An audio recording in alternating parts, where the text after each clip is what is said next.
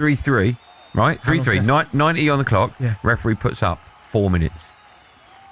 Oh, no. Even that makes my stomach. I would love to watch that 4 minutes for you. That'd be amazing. What a great night of football. I've gone Chelsea Spurs 3-0. You've gone 3-1 Spurs. Bournemouth City. I've gone 1-2. I've gone 2-2. And Freiburg against Villa. Tomorrow live on TalkSport Europa League final. 2-1 Villa. 1-3 is what I've gone.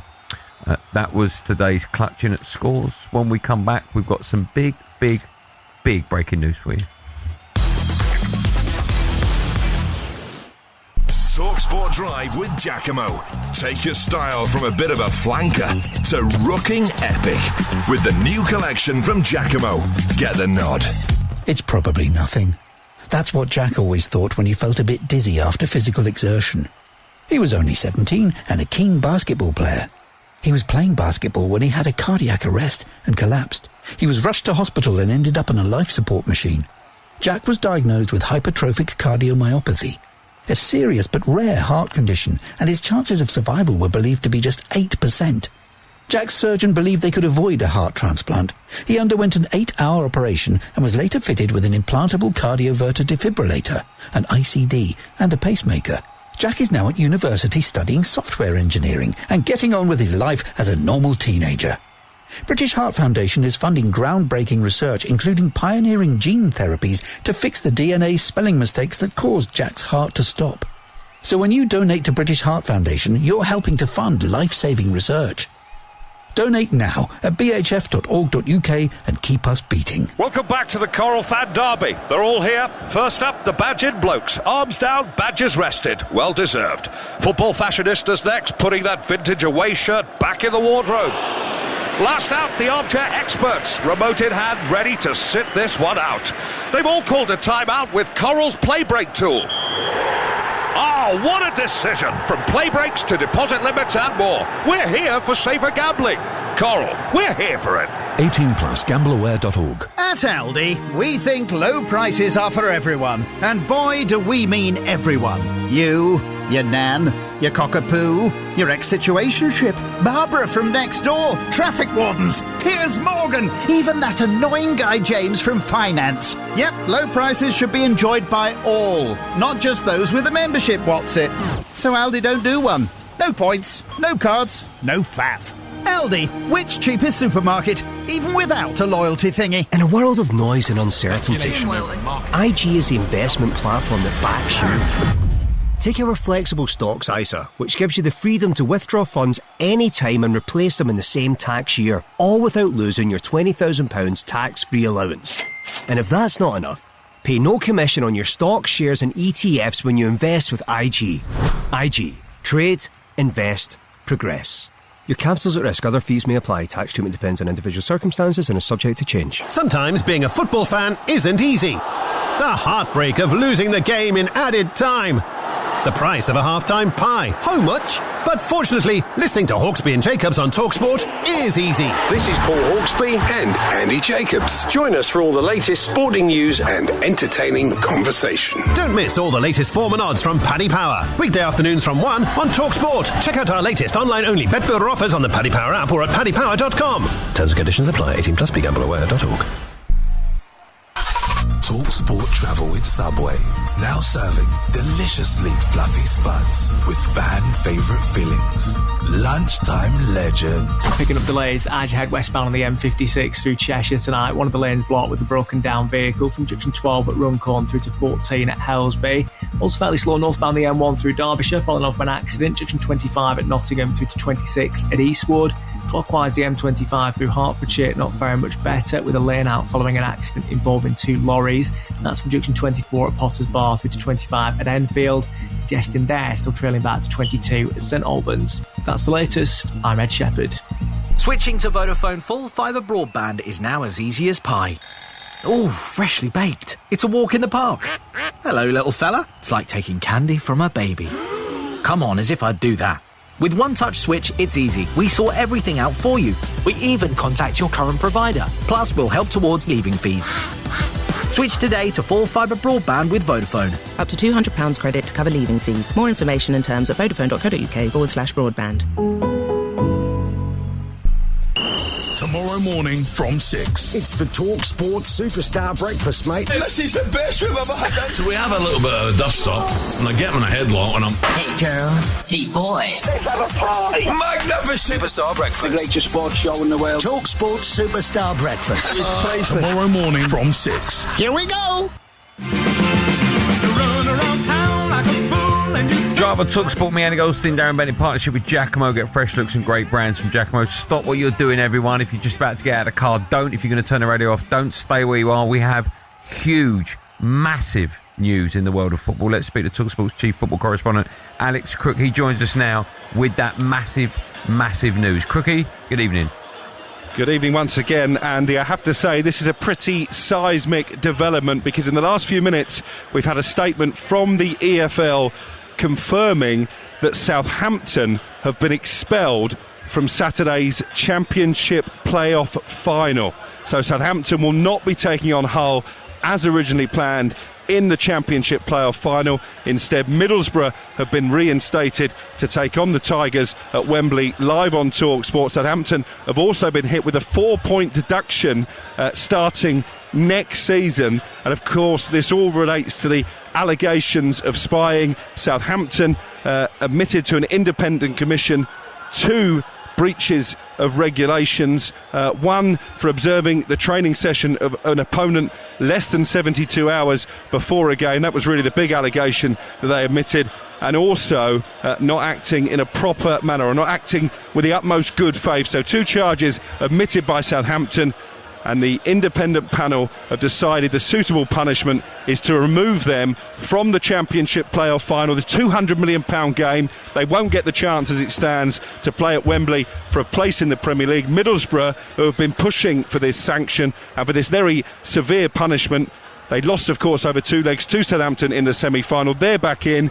They'll play Hull live on Talk Sport at Wembley this Saturday. Southampton do have the right to appeal, and the EFL are telling us tonight they hope to hear any appeal by the close of play tomorrow. So Southampton basically have 24 hours to convince a separate independent commission that this penalty is harsh and they should be reinstated to that playoff final. Incredible breaking news. It is absolutely massive. Just quickly, the game at the weekend, the playoff final, is this still the same kickoff time?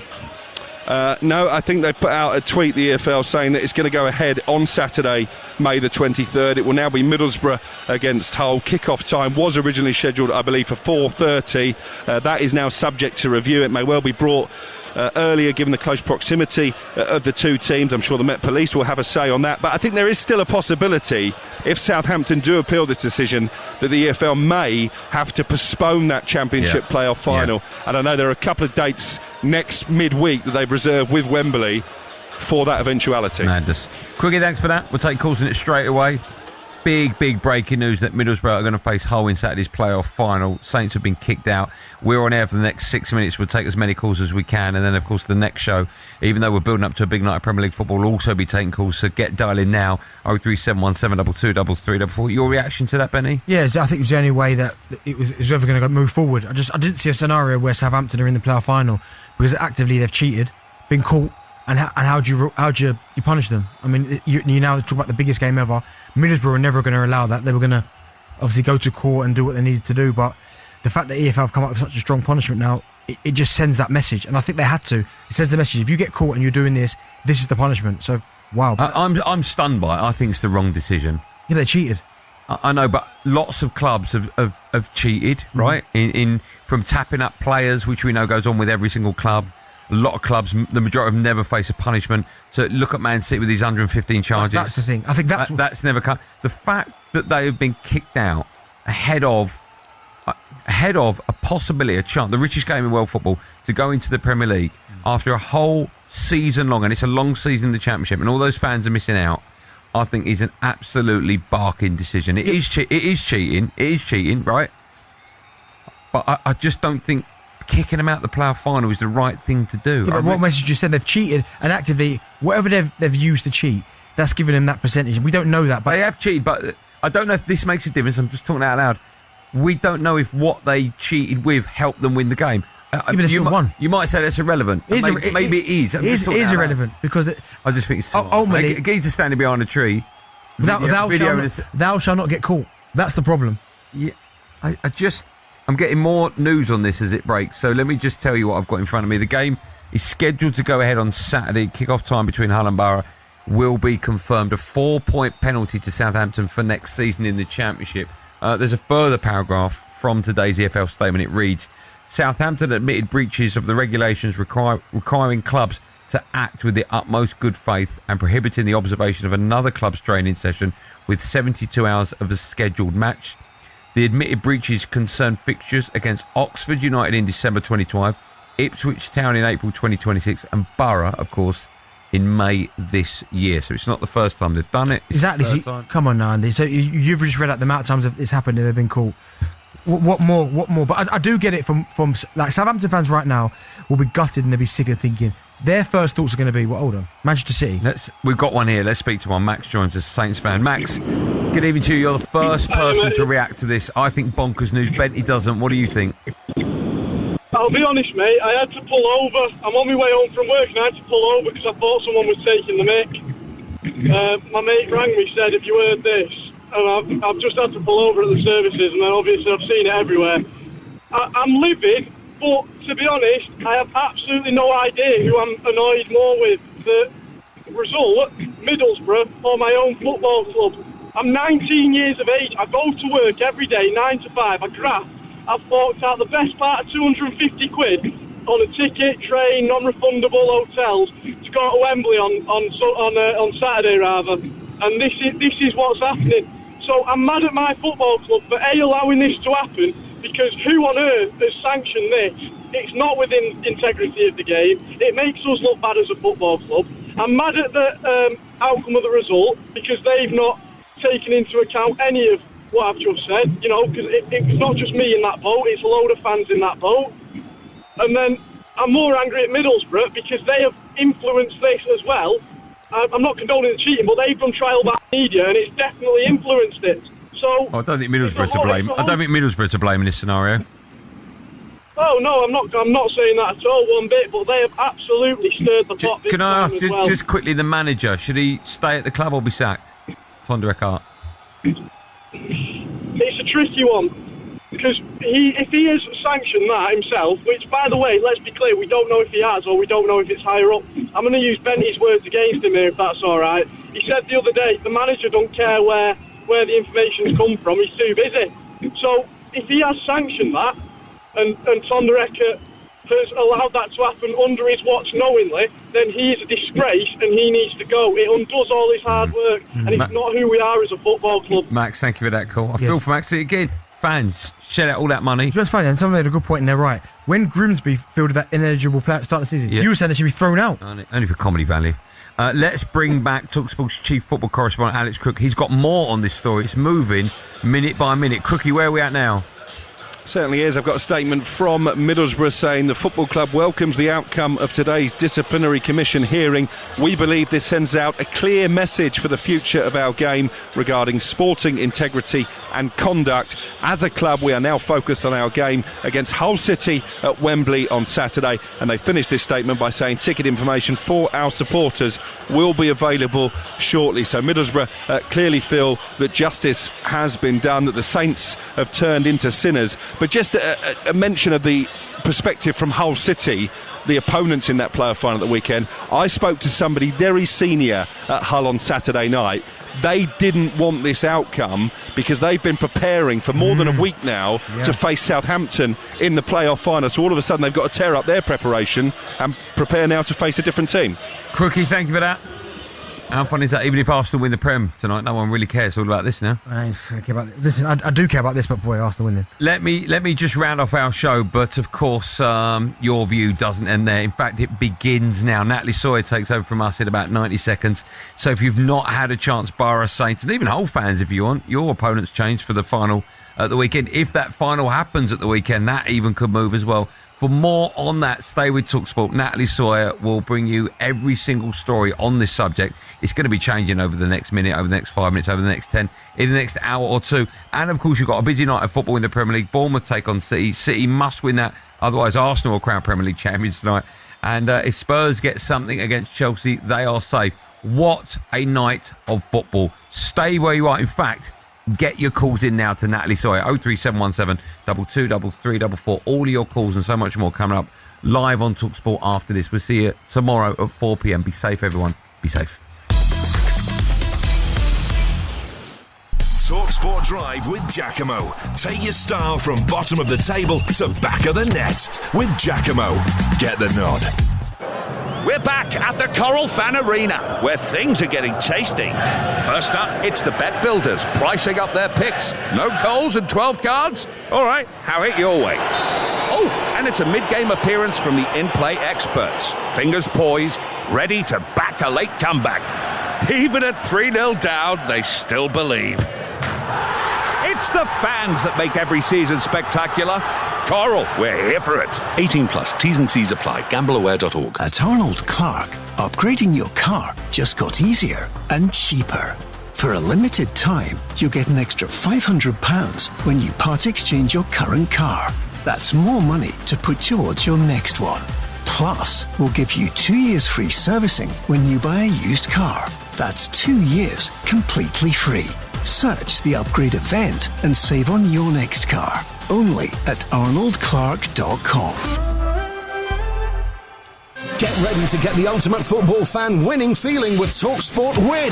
Because this summer, you and a mate could be jetting off to watch England versus Croatia live at the FIFA World Cup 2026 in Dallas, including tickets, flights, accommodation and more, courtesy of Adidas. Go to TalkSport.com/win to enter now, and you could be soaking up the incredible atmosphere at the FIFA World Cup 2026. For the chance to win every football fan's trip of a lifetime, enter now at TalkSport.com/win. There's always a risk involved in supporting your team. Will they win or lose? How you watch can also be a game of winning and losing. Research shows that almost 2 in 5 people who stream content illegally have suffered financial loss, losing £1,680 on average. Illegal streams can also leave your devices, your data, and your identity wide open to fraudsters. To truly enjoy the sport you love, watch without risk. Choose official sources. Find out more at bstreamwise.com. Tonight's Euro Millions jackpot is £80 million. I think that deserves a whoop whoop. Thank you, faraway person. Get in tonight's draw. Euro Millions from the National Lottery. It could be you. Estimated jackpot. Rules apply. 18 plus. After another thrilling weekend of magic matches, glorious goals and VAR decisions that were more like VAR, Hawksby and Jacobs will bring you the football roundup you're hungry for. Tomorrow afternoon from 1, Paul and Andy will be joined by a panel of pundits to take a look back at which teams are looking tasty and which players are off their game. Hawksby and Jacobs Weekend Football Roundup. Tomorrow afternoon from 1 on TalkSport with Snickers. You're off your game when you're hungry. Grab a Snickers. On DAB, online, and on your smart speaker. TalkSport. Kickoff. On DAB, online, on your mobile. Powered by fans. Superheated club talk and next generation multi-league goal intelligence. The referees of football. The essential, established, and excellent evening star of football. Pass, shoot, score! Kickoff with Natalie Sawyer on TalkSport. With less than a week to go, 2 games and 4 teams, all with different hopes for the end of the season, face each other tonight. With so much still on the line, every side in action this evening are either fighting it out for the title, to end in the European places, or for Premier League survival. And talking about the Premier League, well, Southampton will not have the chance to fight it out for a place in the top flight. We'll react to the seismic news that they have been expelled from the Championship playoffs. That news coming in the last half hour. As for tonight, though, there is little room for error for these 2 matches. It is set to be a hugely significant night in the top flight, and tonight with our Premier League special, we'll be across it all on TalkSport. A very good evening to you. I'm Natalie Sawyer. I'm here at Stamford Bridge, where we will keep you right up to date with the proceedings between Chelsea and Tottenham, as we will with Bournemouth against Manchester City. That one kicking off at 7:30. The game here at the Bridge at 8:15. But we're going to start this hour by talking about the huge news emanating out of the EFL this evening. Let's cross back to our chief football correspondent, Alex Crook, who is at the Vitality for that Bournemouth City game. But the focus very much on a different side, that is Southampton. And Alex, if people are just tuning in, very good evening to you. What is the latest that you can bring us? Good evening. Well, I can tell you this is all anybody at the Vitality, both in the press box and the fans around us here, are talking about, because as you say, in the last half an hour, the EFL have announced that Southampton have been expelled from this Saturday's Championship playoff final. They were due to face Hull City at Wembley for the right to go back up into the Premier League next season, but they've been thrown out of that game effectively. They've also been hit with a 4-point deduction coming into force for the start of next season. This is after Southampton admitted breaches of regulations requiring clubs to act within the utmost good faith and prohibiting the observation of another club's training session within 72 hours of a scheduled match. Now, of course, this all came to light after a Southampton employee, an analyst, was spotted hiding behind a tree, observing a Middlesbrough training session, filming it on his mobile phone, seemingly sending those pictures back to members of the Southampton management team. In addition to that, they've also admitted breaches concerning games against Oxford back in December, Ipswich as recently as April, and of course that big game against Middlesbrough, the first leg of their Championship playoff semi-final. Now, Middlesbrough have released a statement in the last few minutes saying they welcome the decision. They're looking forward to playing Hull for the right for a place in the Premier League on Saturday. We're expecting a Southampton statement anytime soon to drop, confirming they will appeal this decision. They feel that the punishment doesn't really fit the crime. They are claiming that they only filmed 4 minutes of training. It didn't impact the result, and their lawyers, we're told, are still optimistic that they have a case to overturn this decision. They have until the close of play tomorrow to submit that appeal to a separate independent commission. This is unbelievable stuff. I mean, it really is. And I have to say, here in the press room at Chelsea, everybody that saw the news were absolutely aghast. No one could believe it. You know, the 4-point deduction was big enough as it seemed, but to be expelled from the playoffs, wow, that is some news. Let me come to Dean Ashton, who's at the Vitality Stadium with you, Alex, and just for your reaction to this news, Dean. Yeah, look, it's astounding, isn't it? But actually, you know, I think back to when Bielsa just admitted that that's what Leeds did, and that it was pretty normal to him in the way that they do research on the opposition. And then I think that set that precedent that there was going to be laws in place. And I did have a feeling there might be something seismic because of that the EFL had to make a real point about this, and with it being multiple breaches, I think that's what's given them the licence in a way to give Southampton this punishment, which is obviously massive for them, Crutchy. Just confirmation, Natalie, I've just been told in the last 30 seconds from somebody at Southampton they have already submitted appeal of the sanctions. They plan to fight this in the strongest possible way. What I think is that you have to say the Championship playoff final being played as scheduled on Saturday, whoever is in it, I think is in doubt now, just because of the time it's going to take for this appeal to be heard. Hull City have got to change their preparations because they're now facing a different opponent to one that they've been planning for the past week or so. And Middlesbrough, I know they've been back training since Monday, but they may well claim they need more time to prepare for a Championship playoff final as well. I mean, this is an ever-moving story, and you've just brought us that very latest news with regards to Southampton. Perhaps not surprising. Tony Cascarino is alongside me here at Stamford Bridge, and as Cookie was just bringing us there, Cass, it seems as though Southampton will obviously appeal this. They'll take it as far as they can. We wait to hear a full statement from them. But the EFL did actually say within their statement that it will possibly result in a fixture change for Saturday's playoff final, dependent on an appeal. How harsh do you think this punishment is?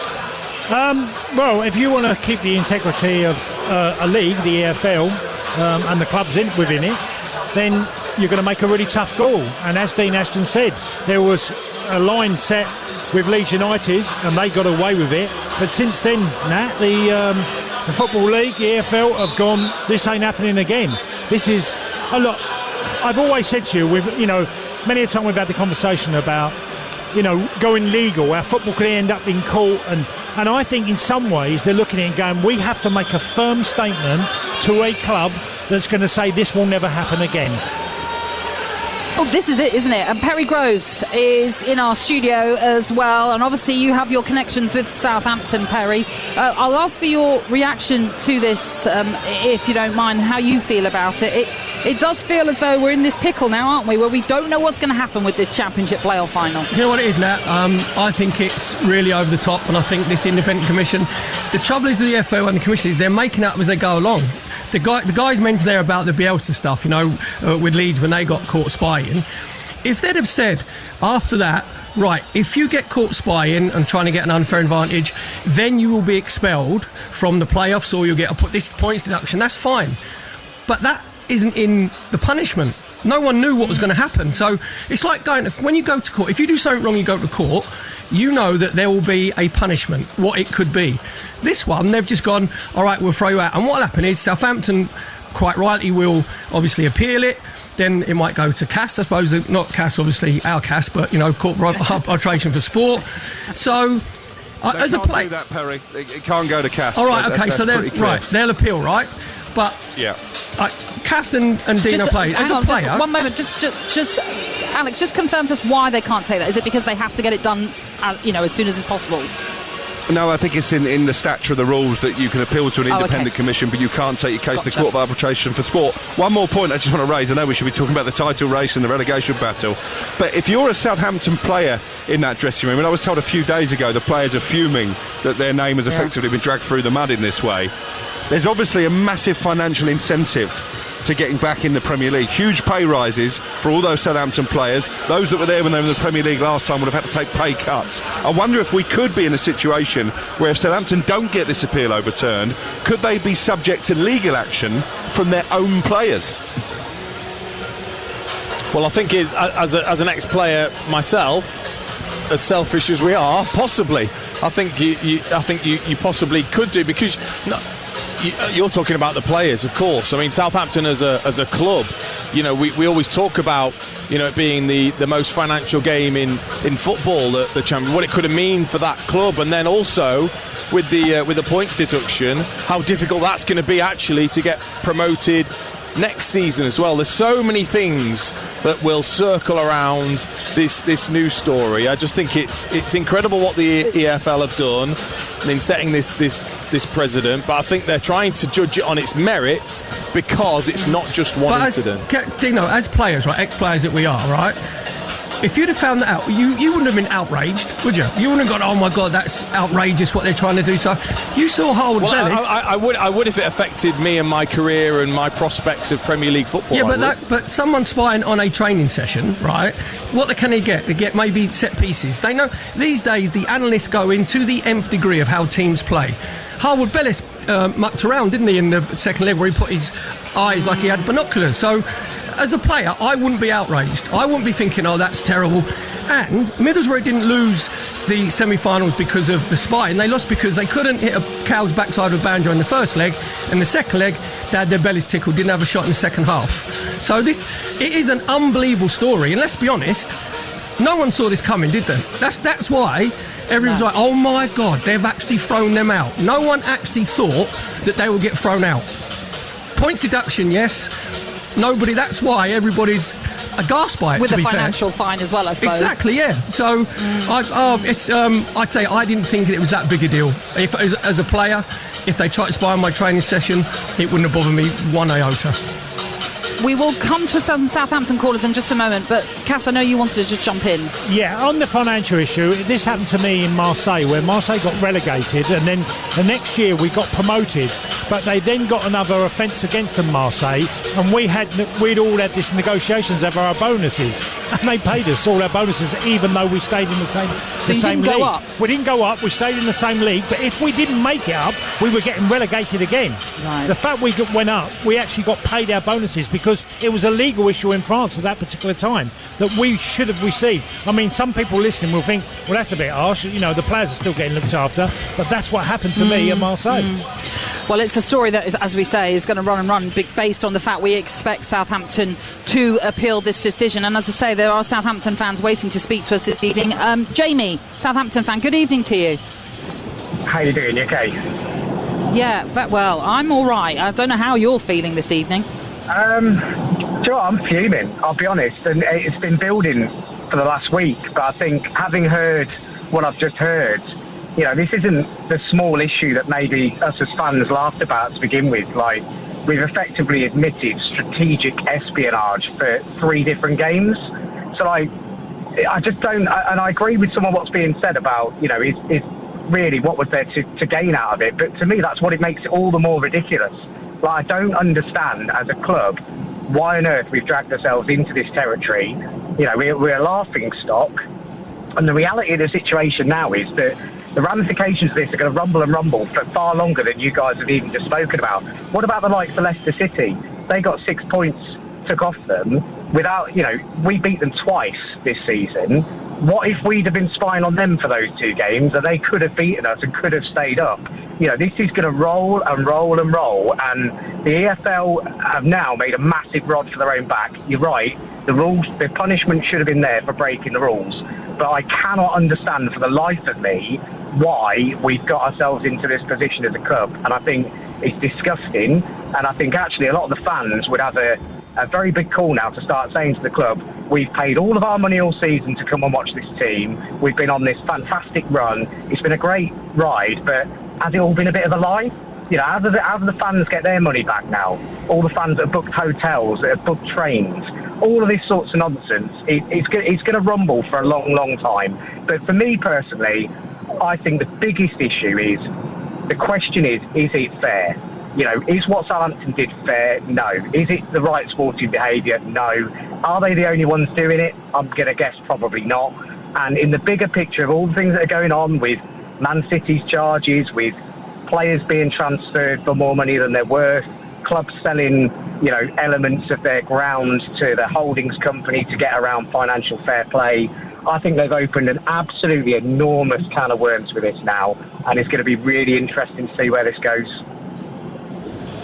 Jamie, a really, really good call from you. Thank you very much for joining us this evening. I mean, you can sense, obviously, the disappointment from Jamie there, Cass. I'll come to you on this one. You can feel it, but there will be questions now asked of Southampton from their own fan base. Yeah, and I'd like to know if the manager and certain members of staff, who was involved. Because someone's took a decision and other people have gone along with it.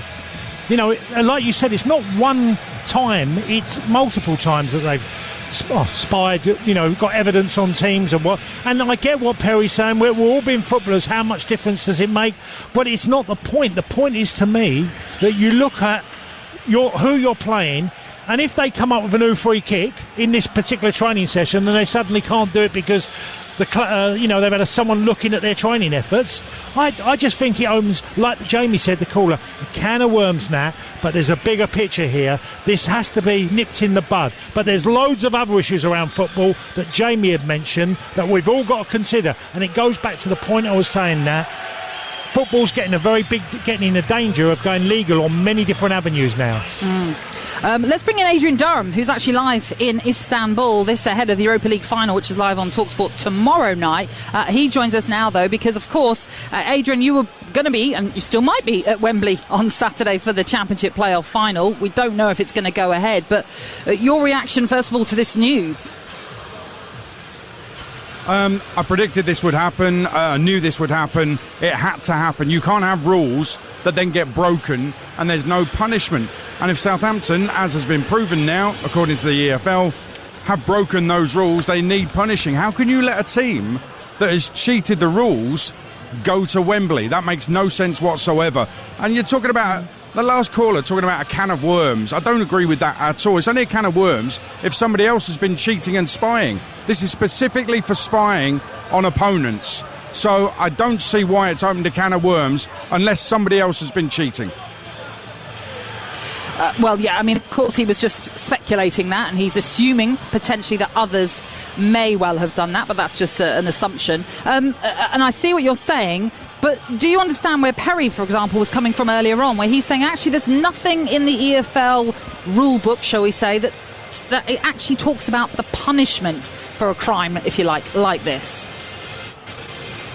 Well, it can't really, can it? Because it depends on the extent of it. What they've done is they found out that Southampton spied on Middlesbrough. They spied on Ipswich before the draw in April. They spied on Oxford United, which is baffling because Oxford got relegated in the end, and they actually lost that game. They spied on Oxford and lost. I mean, it just makes no sense whatsoever. But listen, there's been cases of it before that have been proven. They've got 3 examples of it. So I don't know what you can put as the punishment. You have to take each individual case on the issues that are involved, i.e., how often did it happen, what were the consequences of it happening, and what do we have to do as a deterrent to stop it happening again. And I'm all for the EFL with this one. I think they have to do this. The question mark remains about should Middlesbrough be in the playoff final having lost the semi-final. I'm actually in favour of that. You have to have a playoff final. There's sponsors involved, there's a crowd involved. You have to have a playoff final. So I'm all for Middlesbrough being in that final. I have no problem with this whatsoever. And I heard Perry saying that the reason Middlesbrough didn't win the semi-final was because they couldn't finish chances. Well, how on earth does he know the Southampton weren't spying to try and see who was the weakest finisher? Let's channel the ball in his direction and he's probably not going to score. I mean, it's ludicrous to say that the spying hasn't helped them. Of course it has. Hey, you just backed up my point. You just said they spied on Oxford and they got beat. So it's not that big a deal. And when you're in a game, you're not going to, as the game's gone on, go, all right, we'll let that player have the chance, let that player have a chance, because all those chances fell to different players. So I'm just saying, as a player, I don't think it's that big a deal. Well, that's not true. That's not true. Tommy Conway had a hat-trick of chances and didn't put any of them away. But he's their best player. If you watch the game. The Oxford game, the Oxford game, anything can happen in 90 minutes of football. You know that and I know that. You spy to try and get an advantage. You spy on training for that reason. And sometimes it will give you an advantage. I believe it gave them advantage against Middlesbrough. It may even have given them an advantage against Ipswich when they got a draw. So I can't see what the issue is here. They've cheated. They've broken the rules. The EFL's decided on the punishment. I can't see what your issue is here. Because they've made it up. They've made the punishment up. If the punishment was enforced and it said, after Bielsa, if you get caught spying, then you're going to be chucked out either the playoffs or you get a 10, 15-point deduction. But the punishment wasn't put down in their rules. Yeah, but Perry, well, not all punishments are. You actually have to listen to what happens in terms of the evidence. You have to weigh all that up. This is what happens in court cases, for example. This is what happens when you're punishing people for certain crimes, for certain things they've done wrong. And that's what they're doing here. They've just listened to all the evidence, they've taken it all in and decided we can't let them go. Imagine Southampton going up to the Premier League having spied and cheated. It's absolutely ludicrous if you let that happen. You can't let it happen. Let's bring in Alex Crooks. I know he wants to respond to this as well. Crookie? Yeah, I was just going to say, presumably, the reason that nobody else has been punished in this manner since that Bielsa incident is because everybody else has kept their noses clean, and in the wake of that, they haven't gone spying on opponents. And I tell you what, there were conversations I know that took place at Leeds when Bielsa was planning on spying on Derby, and there were people from within the football club who were saying, no, don't do that, we don't do that in this country, we don't like cheats in English football, Perry. And I've just spoken to somebody at one of those other clubs who's been named in the EFL statement as being spied upon by Southampton, and I've got a simple message back: cheats never prosper. And in some ways I agree with them, in lots of ways I agree with the Middlesbrough statement. The EFL had to come down in the harshest possible terms to make sure the integrity of English football is protected. And one more thing I can tell you, Southampton were planning, if they went up at Wembley on Saturday, on holding a victory parade on Sunday. They'd already cancelled that, and they told club staff there was no longer the appetite to celebrate because of the circumstances that they were dealing with. Right. Yeah, and I think as well, if you forgive me for a second, I think as well, you mentioned the Taylor Harwood-Bellis thing, him, the binoculars in celebration of a goal. I mean, this is the captain. This is the captain of Southampton Football Club, and he's just making light of this situation. And I think hopefully that's counted against Southampton as well in this, because you can't have the captain and leader of a football club doing that on the pitch. Hopefully he'll learn a lesson. Absolutely ridiculous from him. Well, listen, Adrian, we appreciate you sparing the time and talking to us about this breaking news. Thank you very much. You'll be able to hear Adrian when he brings you that Europa League final live tomorrow night with Aston Villa looking to win that trophy. Gabby Agbonlor out there as well. for Talk Sport. Of course, it's such a huge story that we are centring on right now with regards to Southampton being expelled from the playoffs after that EFL independent commission. And don't forget, of course, we know that Bournemouth Manchester City is getting underway shortly. We'll keep you up to date with that one, as we will with Chelsea against Tottenham. That one kicks off at 8:15. But Dean Ashton is down at the Vitality alongside Alex Crook. And I mean, it's just such a fascinating story, obviously, Dean, because we have no idea what's going to happen with a potential appeal for Southampton. I do understand where Perry Groves is coming from to an extent about, well, surely there has to be in the rule books a minimum punishment. If you're found guilty of one charge of spying, then it's a points deduction. If it's two, it's so and so. Do you hear where I'm coming from? Because all of us are in this situation thinking, well, we didn't really know what was going to happen. Well, yes, but like a lot of legal cases and general cases, it's up to usually the judge will decide on the sentence as such. And in this case, I think they've gone off. I think if it was a one-off for the Middlesbrough, then we may be talking about something different. I think the fact that there's evidence of it being multiple occasions, the EFL feel as if the punishment has to fit the crime in this case in particular, and ultimately it's at their discretion. Now, of course, Southampton will appeal and will fight this, I'm sure, but the EFL have felt they needed to make a real statement with their punishment. It certainly is that. And let's get another Southampton fan on the line. Brad's waiting to speak to us. Brad, how are you? Oh, thanks for having me on. Can you hear me all right? Pleasure. Yeah, we can. Tell us how you're feeling. Yeah. I'm absolutely raging. Absolutely raging our football club. Just an absolute joke of what's been going on. So, yeah, obviously, you know, we've got the verdict now, but this is going to absolutely ruin our football club. Not just for this summer, not next summer, but for years to come. Players going to leave now, not want to be tarnished. When media's number one. Tonda, he had a game of 7 games during Christmas, couldn't win. Now suddenly we won a game. Is that because he's spying? It's just an absolute joke. In terms of questions, then, are you going to want answers from your club as to what has gone on? Yeah, absolutely. I think the problem you've got is we all thought probably initially it was that one. We've all seen the photo. We know what's happened, but the fact it's multiple clubs, you can't say that it was just one person's idea as initiative. The whole club must have known about this. It's just not how you do things. It's not how you keep the integrity of the game. It's just, honestly, in football we have lots of ups and downs, as we all know, but I was driving, heard the news, and I was like, oh my God, like, this can't be for real. I thought it was a joke. Can I ask you, Brad, did you have a ticket for the final? I didn't, unfortunately, because it was my dad's stag do, but many of my mates have got tickets. It's ruined the stag, so I now can't watch my team. Yeah, it's just, I mean, some of my friends have called them on the way, and they're like, I don't even want to support them anymore, like, as in, at this moment in time, obviously support them long term, but it's just, I mean, I've just never known anything like this. I've never come across anything like this at all. No. Well, that's it. That is exactly it. Brad, thank you very much. Enjoy the stag do. At least you'll have fun on that. But that is the big story, isn't it? Southampton fans now hugely let down by their club. Yeah, absolutely, Nat. And, you know, there has to be an inquiry within, and who, you know, there's the guy that spied, and there's a lot of people who know who was responsible for making that decision, because he hasn't done it off his own back and just so I'll go and watch the training session at Middlesbrough. There are people who know he's doing that, so there has to be an internal inquiry. Well, that's it. And listen, if it was a one-off and it was that situation, you could say, oh, maybe he's done it off his own back. But by the fact we know they've done it previously with Oxford and they've done it with Ipswich, this has to be a club decision. Someone has made that decision to send people to go and watch these training sessions. Look, this is a story, as I say, that's going to run on tonight's show.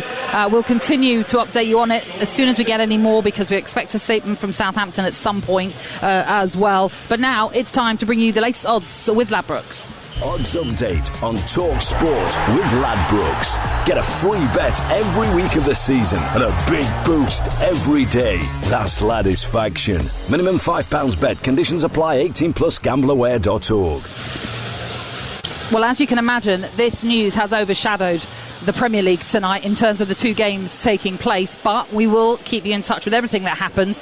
First of all, here at Stamford Bridge, where we are, Chelsea taking on Tottenham. This one kicks off at 8:15 and has ramifications for the European places, as well, of course, the relegation picture. Chelsea are 11-10 to win tonight. A draw is best priced at 2-1, and that's the same for Tottenham to come away with a victory this evening. And then at 8, that one, sorry, I should say, kicks off at 8:15. Before that, though, kicking off in just a couple of minutes, in fact, down on the south coast, it's Bournemouth against Manchester City, and this one, if Bournemouth get the result that they're looking for to hunt down a Champions League place, could hand Arsenal the title tonight. Bournemouth 7-2 to win this evening. A draw is 13-5.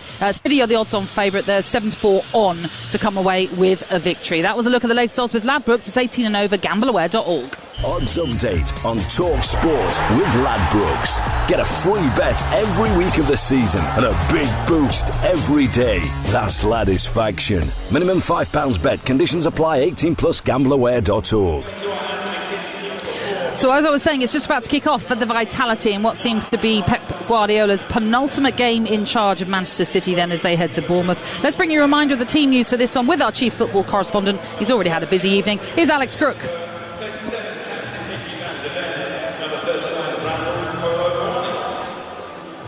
Manager, the team shows two changes from that beat Chelsea in Saturday's FA Cup final. Donnarumma returns in place of Trafford in goal, while Mateo Kovacic makes a rare Premier League start this season with Omar Marmoush making way. Bournemouth just the one enforced change. Tyler Adams, the USA international, comes back into midfield with Ryan Christie suspended.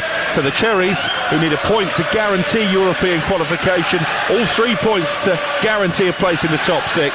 They go with Petrovic in goal, Smith, Hill, Senesi and Trufair the back four, Scott and Adams holding in midfield, Rayan, Krupi and Tavernier behind Evan Nilsson in attack. For City, Donnarumma in goal, Nunes, Kusanov, Gay and O'Reilly the back four, Kovacic, Rodri and Silva in midfield, with Semenyo back on his old stomping ground and Doku either side of Haaland in attack. And in case you've missed it, if Manchester City don't pick up all 3 points tonight, Arsenal will be champions for the first time in 22 years. It's a big one at the Vitality as Bournemouth take on Manchester City.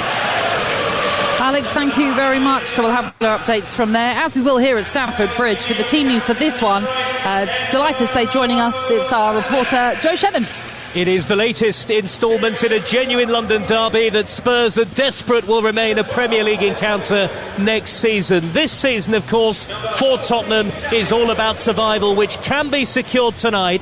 2 points between them and West Ham, who are in the relegation zone. As Spurs win here and they are safe and West Ham are down, a point will realistically be enough too, because of Tottenham's considerably better goal difference, while a Spurs defeat and the fight for survival goes to the final day of the season. Tonight, Tottenham are unchanged after the draw with Leeds United on Monday the 11th of May, so that means that Antonin Kinski continues in goal, Vicario on the bench, so too James Maddison, no Dominic Solanke. Kinski then the Tottenham goalkeeper, Porro, Danso, Van der Ven and Udogie in the back four, Polinia and Bentancur holding, Kolo Muani, Gallagher and Tell behind Richarlison up front. And for Chelsea, who confirmed the appointment of Xabi Alonso on Sunday, he'll take charge in the summer. There are no fewer than 4 changes to the team that played in the FA Cup final defeat to Manchester City over the weekend.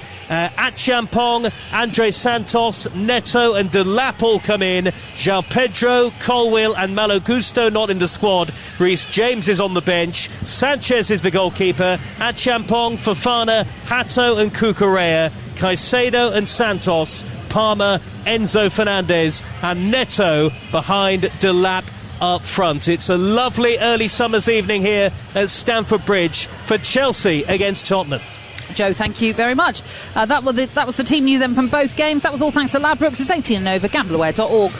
The big preview on Talk Sport with Ladbrokes. Get a free bet every week of the season and a big boost every day. That's Ladisfaction. Minimum £5 bet. Conditions apply. 18 plus. Gambleaware.org.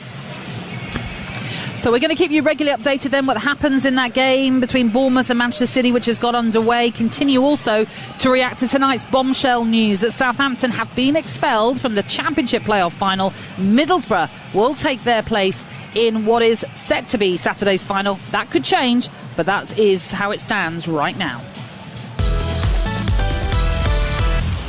Kickoff on Talk Sport with Ladbrokes. 18plusgambleaware.org. It's like a jungle sometimes. It makes me wonder how I keep from going under.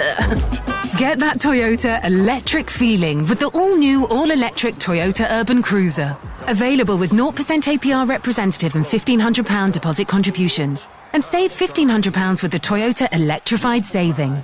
Visit your nearest Toyota centre. Price from $29995. Available on Toyota PCP when financed through Toyota Financial Services by 30th of June 2026. Optional final payment. Indemnities may be required. See website conditions apply. Created for sports fans, a bold innovation. A duet by a bookie and a radio station. It's Talk Sport Bet. The clues in the name. Sports betting for punters with their head in the game. Sign up is easy on all your devices. Exclusive promotions and bet boosted prices. In the know, punters are sharing this tip. Get the king of the app pack. Talk Sport Bet, it's a hit. 18plusgambleaware.org. The quintessential Mackey's burger. The go-to you'll always go to. The new cheese and bacon McCrispy. 100% chicken breast, melty cheese, sizzling bacon.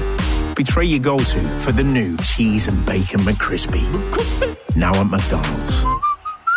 Served from 11 a.m. Subject to availability. Hey, have you got a moment? Shepherd's Friendly offers a range of insurance and investment plans to prepare its members for every moment that matters. Like that new set of wheels moment. That getting the keys to your first home moment. Or even that trip of a lifetime moment. And it only takes a moment to open a new plan. So, have you got a moment?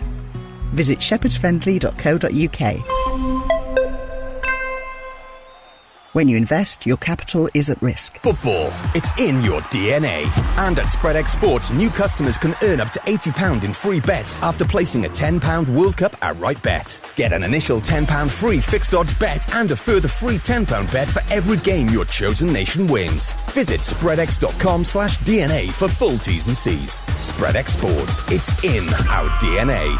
18plusgambleaware.org. First World Cup outright bet only qualifies. Free bets capped at £80. Free bet stakes not included in any winnings. Free bets must be claimed within 14 days. Extra 10%? Trade account exclusive. Over 700 brands. That's worth remembering. Because right now at Dulux Decorator Centre, bag an extra 10% on trade account prices across paints, tools and accessories. Everything you need to get the job done. But keep in mind, it only runs until May 24th. So, that's an extra 10%, trade account exclusive, over 700 brands. Got it? Dulux Decorator Centre. T's and C's apply. Offer not open to Dulux Decorator Centre 360 customers. Sundays online only. Whatever kind of football fan you are, Talk Sport and the Coral Daily Download are here for it to celebrate the fans every day. Whether you're a front row seater or a prawn sandwich eater, a half and half scarf wearer or a lifelong faithful torchbearer, a retro shirt for every game or bare-chested, even in the rain. For all the latest news, reaction and odds this season, don't miss the Coral Daily Download every morning from 6 on Talk Sport with Coral. We're here for the fans. 18plusgambleaware.org. Effervescing football and frothy fan talk. It's gotta be Kickoff. Welcome along to Kickoff. We're live here at Stamford Bridge ahead of an 8:15 kickoff as Chelsea take on Tottenham. A game we know has plenty of history. You can't forget the Battle of the Bridge. It was 10 years ago, in fact.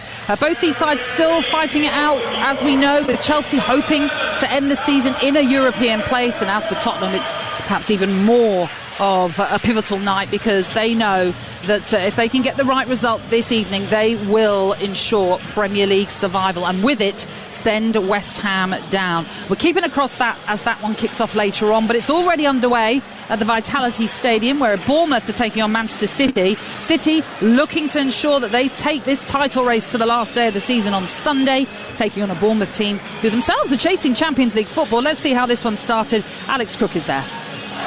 Well, it's still Bournemouth 0, Manchester City 0, but I have to say it's got underway at breakneck speed. Both teams have already had sighters at goal. Junior Krupi denied inside the Manchester City penalty area very early on. by a perfectly timed tackle from Rodri, and at the other end the ball came for Jeremy Doku on the edge of the penalty area. He fired a low shot goalwards, comfortably enough, saved in the end by Petrovic in the Bournemouth goal. Remember, Bournemouth need a point to guarantee European football for the first time in their history. All three would mean they couldn't finish any lower than 6th, whatever happens on the final day when they travel to Nottingham Forest. City have to win in order to take the title race to that last day on Sunday. 9 minutes gone, Dean, and this is not going to finish 0-0. No, you talked about that speed and the qualities there to boot. Obviously, these two teams, Bournemouth 16 unbeaten, Manchester City 14 unbeaten as well in the Premier League. Two top sides. And Pep Guardiola talked about it being like a trip to the dentist playing Bournemouth because they don't let you breathe. Well, they didn't. In that first 3 minutes, honestly, the pace that Bournemouth were playing at was exceptional with the quality added to it. City have just calmed things down with that possession. Yeah, I was obviously preoccupied with all the Southampton Spygate stuff, but I think I'm right in saying that Pep Guardiola, standing on the touchline for what we believe will be his final away game as Manchester City manager, I think he kept a lower profile than normal pre-match. Certainly didn't see him out there on the pitch as his players went through their warm-ups, as you often do. One Manchester City fan amongst the travelling contingent over on the far side, as we looked, did hold up a bed sheet before the game with "Stay Pep" emblazoned on it. Doesn't look like that will happen. Bournemouth 0, Manchester City 0. Alex and Dean, thank you very much. It could be a brilliant night for Arsenal. If City then drop points, they will win their first Premier League title in 22 years. And if Chelsea were to beat their North London rivals Spurs, then Spurs' relegation fight would go down to the final day. So the question is, how are the Arsenal fans feeling ahead of this evening? Let's cross to our reporter Max Scott, who is outside the Emirates. Cheers, Natalie, thank you. I'm outside the George pub, just minutes away from the Emirates, where, let me tell you, the fans here are desperate to get this title decided now. They don't want to wait till Selhurst Park because of the nerves. They want Bournemouth to do a job, and let me tell you, they're clinging on to hope that 16-game unbeaten run is going to be 17 and they can celebrate on the streets of North London. They want these questions answered. They want all of the criticism from pundits, from other fans, about whether this Arsenal side have got the bottle or not. They believe that they do. They believe they've got the mentality, and tonight could just be the night where it's their crowning moment. We're going to be here at the George pub, keeping you updated on the fluctuating emotions of this desperate Arsenal fan base, hungry for the first Premier League title in 22 years.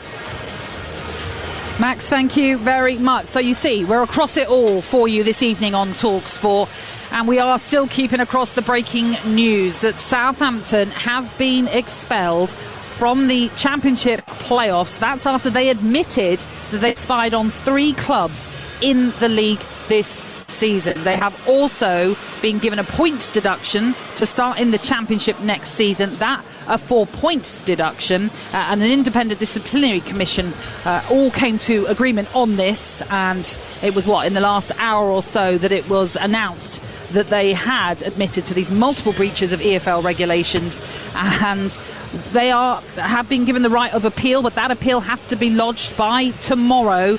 So we'll wait to see whether or not that will actually impact the Saturday Championship playoff final, because as the EFL said in their statement, it could well mean that fixture has to be changed. And as Alex Crook brought us a little bit earlier on, he said that, of course, we expect Southampton to appeal that decision. We've already heard from a few Saints fans already this evening. Let's hear from a Middlesbrough fan, and they are the team who have been reinstated, if you like, into the playoffs. They will, as it stands, take on Hull in that playoff final. Lee is a Middlesbrough fan and joins us this evening. How are you, Lee?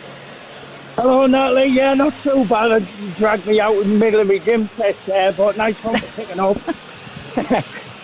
Absolute pleasure. To get out of the gym.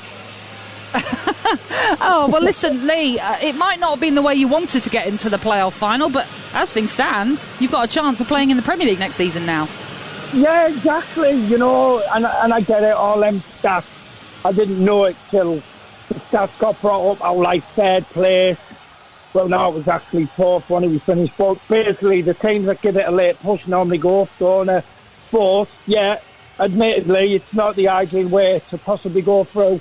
But all I was ringing was to say, just to say at the end of the day, there's right and wrong. And one of the first things I said was, if the boot was on the other foot, and Borough had done that, and we found out, hand on heart, I would have no qualms. I'd say, well, throw the book at us, what comes, comes. So now it's happened to them, they've got to swallow it. Lee, appreciate your call, and it does seem as though from the Southampton fans that we've heard from this evening that they too have sort of asked that same question and understand the decision that has been made, but do want now questions to be answered by those at Southampton as to why they have found themselves in this predicament. Perry Groves, as we've been saying, this is a story that's going to run and run. I'm sure you've got more reaction to it as you keep thinking about it. Yeah, the thing is, like, Middlesbrough fans, they won't care. Do you know what I mean? Absolutely. They'll take anything to get themselves, obviously, into the playoff final. From Southampton, the Southampton fans, actually, it surprised me that their anger, not obviously the punishment, their anger at their own team and the coaching staff and what they've done. So that's going to have massive ramifications for the club going forward. I think that it's a harsh punishment, but my dad always said to me when I was a kid, if you do something wrong, number one, don't get caught. And number two, if you get caught, don't moan about the punishment, because you hadn't done something wrong in the first place, then you wouldn't be punished. But my point was that they should have put that in the rule book. They should have actually said, if you do this, if you get caught spying or trying to gain advantage, then you will be expelled from the playoffs or you'll have a 10-point deduction, instead of just done this off the cuff. So Southampton obviously will appeal. Does it go to the same? It goes to a different panel, I should take it, to the one that has actually put that, sanction in place. So this is a massive story, and I think that it's a massive story. Let's be honest, I don't think anybody really thought they was going to be chucked out of the playoff, did they?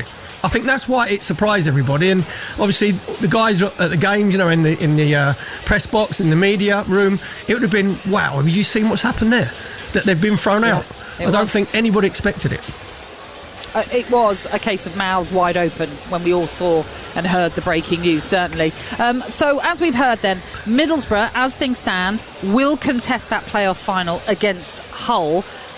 In a way, you've got a feel for all the teams that are involved in terms of the players, especially with Hull, when you think about who were they preparing to face? You were having to prepare to face two teams, potentially, in the sense that they didn't know who was going to play in this playoff final. Let's bring in Rob, who's a Hull fan. Rob, good evening. Hello, you all right? Yeah, very, very well. I have to say, I have to have some sympathy for you and your team, because who on earth have you been preparing to face? Honestly, I'm literally shaking. I cannot believe the EFL have done this. I'm sorry, it's an absolute disgrace.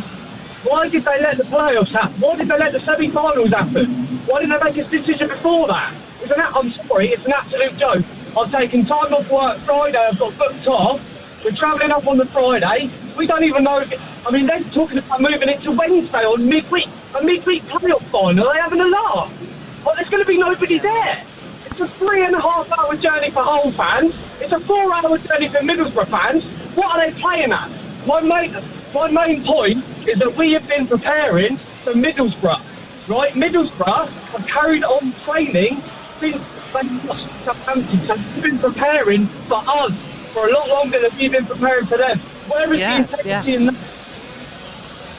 Look, there's no winners out of this scenario, and I would say that probably for the EFL and making the decision is they needed more evidence, and to gather that and get the time to put it together. Look, they were on a really short time frame, weren't they? From the semi-final to the final, and they've managed to do it on the Tuesday, the week of the final, on Saturday. So it's a really tough one.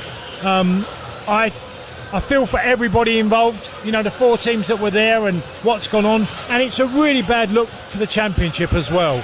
A league we always say, one of the 5th best league in Europe, that all these teams invest a lot of money and effort to try and get promoted. But one particular team has definitely crossed the line too far. And if it was one, I think there would have been a different outcome. It's the multiple breaches. It's multiple is the issue. Yeah. And what about the ones we might not know?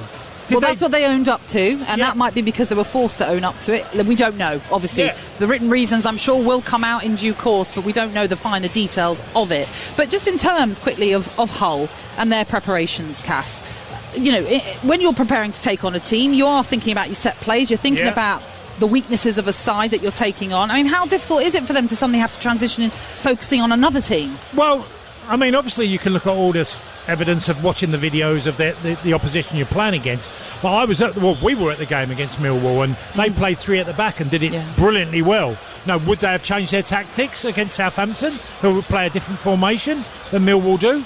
Would they have changed their tactics for Middlesbrough? They know they're playing one of them. I'd like to think they'd have done homework on both the teams. Yeah, so preparing for both, essentially. Both of them, and knowing which one... that was the game, wasn't it? The first playoff was Millwall versus Hull. That's right.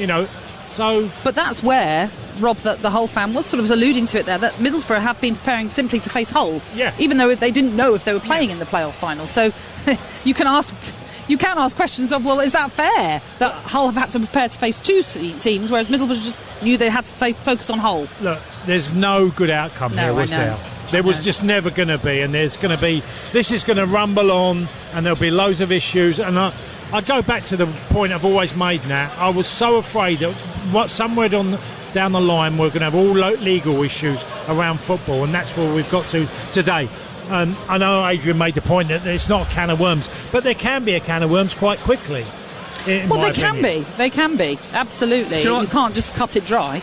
Perry, go on. Yeah, just saying with Cash, on Hull's preparation, obviously they'll be concentrating on themselves at the moment, you know what I mean, with their team shape. So if they want to play 4-2-3-1 or 3 centre halves, whatever, so they'll do that in training. And now what they have to do is they just have to wait for their set pieces, do you know what I mean, until the decision's made tomorrow, and then they'll do their set pieces towards the end of the week. But I agree with the fans, especially like the Hull fans that phoned in there. It has to, whatever happens, I think it has to be played on Saturday, because the fans are in like no man's land as it is, and the money that they've obviously shelled out to go to the game. So they have to think about the fans. They can't think, because this is an independent panel, isn't it? It's not the EFL have put this punishment in. No, you're but right. Then, but then the EFL then have to think about the fans and all the financial stuff that goes around it.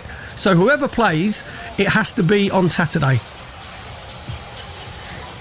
Well, this is it. And let's not forget that, as we've said, Southampton do have a right of appeal, but that has to be, in terms of any appeal, resolved by Wednesday. So that's by tomorrow, which, subject the outcome of that, could impact, hence why we're talking about Saturday's fixture, because who knows, as we said, this could rumble on a little bit longer, which could impact that final.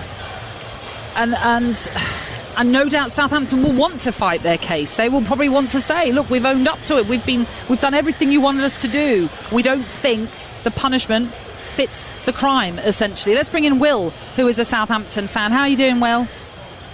Not very good, as you can probably tell. No, at the minute. no, I can well imagine. Honestly, it's been a massive season for every single fan of the club. We've spent hundreds, if not thousands, on season tickets, on away tickets, on travel to and from those away games, hotels, long nights, long drives. And yeah, honestly, this is the straw that breaks the camel's back, I think. Along with it, I've seen so many other people already saying they're not going to be spending a single penny on this club anymore until these owners go. They've taken a stable Premier League club, they've put them into the Championship, they've made them the laughing stock of England. And honestly, we need to actually grow a bit of a backbone as a fan base now and say that enough is enough. Where do you think this leaves Tonda Eckhart? Because he's actually held in high esteem by Southampton. In fact, he turned your season around after the debacle of Will Steele. So where do you think it leaves him now? Because from the outside, I don't think that he wouldn't have known what was going on. Same, to be quite honest. I said from the outset of this, it's one of those things that I was hoping, in my heart I was hoping it was just this one intern. He's looking to progress in his career and he's wanting to just make his way in the world and looking to impress. But at the same time, I've said it from the off, if Tonda had anything to do with this, he needs to go. Everyone associated with it needs to go. Anyone that's complicit, just leave the club the moment that appeal gets rejected tomorrow. Will, thank you for your response this evening, and that is what a lot of Southampton fans are now questioning. They're questioning their team, they're questioning their board, and why wouldn't they? Because as Will has said there, they have paid so much money all season to support their team, and they thought they were potentially 90 minutes away from reaching the Premier League once more. Alex Crook is down at Bournemouth alongside Dean Ashton, and that is the biggest issue, I suppose, emanating from Southampton fans, is trust. The trust has now been broken. Yeah, absolutely. I have to say there's a lot of Southampton fans that I know, obviously living down the south coast, who've been messaging me tonight, and they're pretty unhappy with the football club, not necessarily the punishment. One said he's never felt so ashamed to be a Southampton fan. Others are calling for the removal of not just Tom de Rekker, but of those above him. Again, I think it's fanciful to think that the sporting director and other senior staff members weren't aware of what was going on. We're still waiting for an official statement from Southampton. I think you can probably raise some questions as to why they didn't have one prepared for the worst case scenario, but we expect that to drop any time soon. What I can tell you is the appeal is in. It will be heard by an entirely new, and I'm told a more senior independent panel. Southampton are confident it will be overturned. They say the sanctions are completely disproportionate and unprecedented. I'm not sure unprecedented really matters, because there is no precedent. Because, of course, the rules are only changed after the Bielsa Spygate, and there was nothing, as you've been saying, put in the rules as to what the punishment should be. I think it's interesting, not only have they been thrown out of the playoff final this weekend, they've also been docked 4 points for the start of next season. That does give this independent commission a bit of a halfway house, that they could uphold the decision not to allow them to play in the playoff final, but they could give those 4 points back. And just to reiterate, if, from what you're aware, so let's say they do take this to appeal, they win that appeal, what happens to Middlesbrough? Do they just have to accept it then? Yeah, Middlesbrough can't appeal.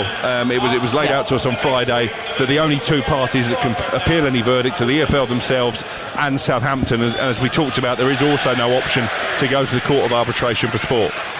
Yeah. OK, so as you say, we are awaiting that statement from Southampton. But just tell us what's going on in the game that you're watching between Bournemouth and Manchester City. Well, we've reached the 25-minute mark, and as it stands, Arsenal are champions, because it's still Bournemouth 0, Manchester City 0. City did have the ball in the back of the net. You wouldn't bet against Antoine Semenyo scoring on his old stomping ground, but he was just offside as he finished coolly one-on-one with Petrovic, so the goal was ruled out. At the other end, Evan Nilsson missed an absolute sitter from 6 yards out. He was saved, Dean Ashton, by the assistant referee's flag, but it was a howler from the Brazilian. Yeah, it wasn't great, was it? Luckily for him, I think sometimes as a forward you look round and you're glad to see the assistant's flag raised, because it was such a poor miss. But I tell you what, the football leading up to it was stunning from Bournemouth. They have 3 or 4 times put together a few moves. That one in particular was sensational. True fair into Krupi, first time Tavernier, first time across Evan Nilsson to miss horribly. But look, it's 0-0, but it's such an entertaining game, because the two sides are having to be at their very best just to play their way through. Yeah, remember, Manchester City have to win tonight in order to take the title race to the last day of the season. As it stands, that won't be happening, and as it stands, with a point, Bournemouth guaranteed some form of European football. Long way to go. Bournemouth 0, Manchester City 0. Alex and Dean, thank you very much. Remember, that one kicked off at 7:30. 8:15 they get underway here at the Bridge for Chelsea against Tottenham. Chelsea still with their eyes on a European place come the end of this season, and of course Tottenham looking to get the result. A win will definitely seal Premier League survival, but a point all but pretty much seals their Premier League safety as well, and that would send West Ham down. We will keep you up to speed with everything. You're tuning into Kickoff on TalkSport with Ladbrokes. It's 18 and over, gambleaware.org. Kickoff on TalkSport with Ladbrokes. 18 plus gambleaware.org. Hey there, it's your big McDonald's hunger calling. And it's not just any kind of hunger, it's the kind that calls for big arch. Start with juicy beef, cheddar cheese and big arch sauce. Oh, and don't forget those crispy onions. Hungry? You are now. Served from 11 a.m, subject to availability. Price and participation may vary. Now with Lidl Plus, collect points that you can turn into possibilities. Pepper abilities, pasta abilities, burrata abilities, kayak abilities. So collect and spend your Lidl Plus points on hundreds of rewards or money off coupons. Lidl, more to value. Exclusions apply for T's and C's. Lidl.co.uk/LPTV 18+ GB only. Smart TV didn't work. QR code login didn't work. Re-enter login didn't work. Voice activated remote didn't work. We can fix that, but our casino app is actually pretty good. Wager £20, get 100 free spins with Midnight on eligible games. Search Midnight Casino or download the Midnight app today. New customers only. Restrictions and T's and C's apply. 18+. Play responsibly. GambleAware.org. At AJ Bell, we believe investing is for everyone.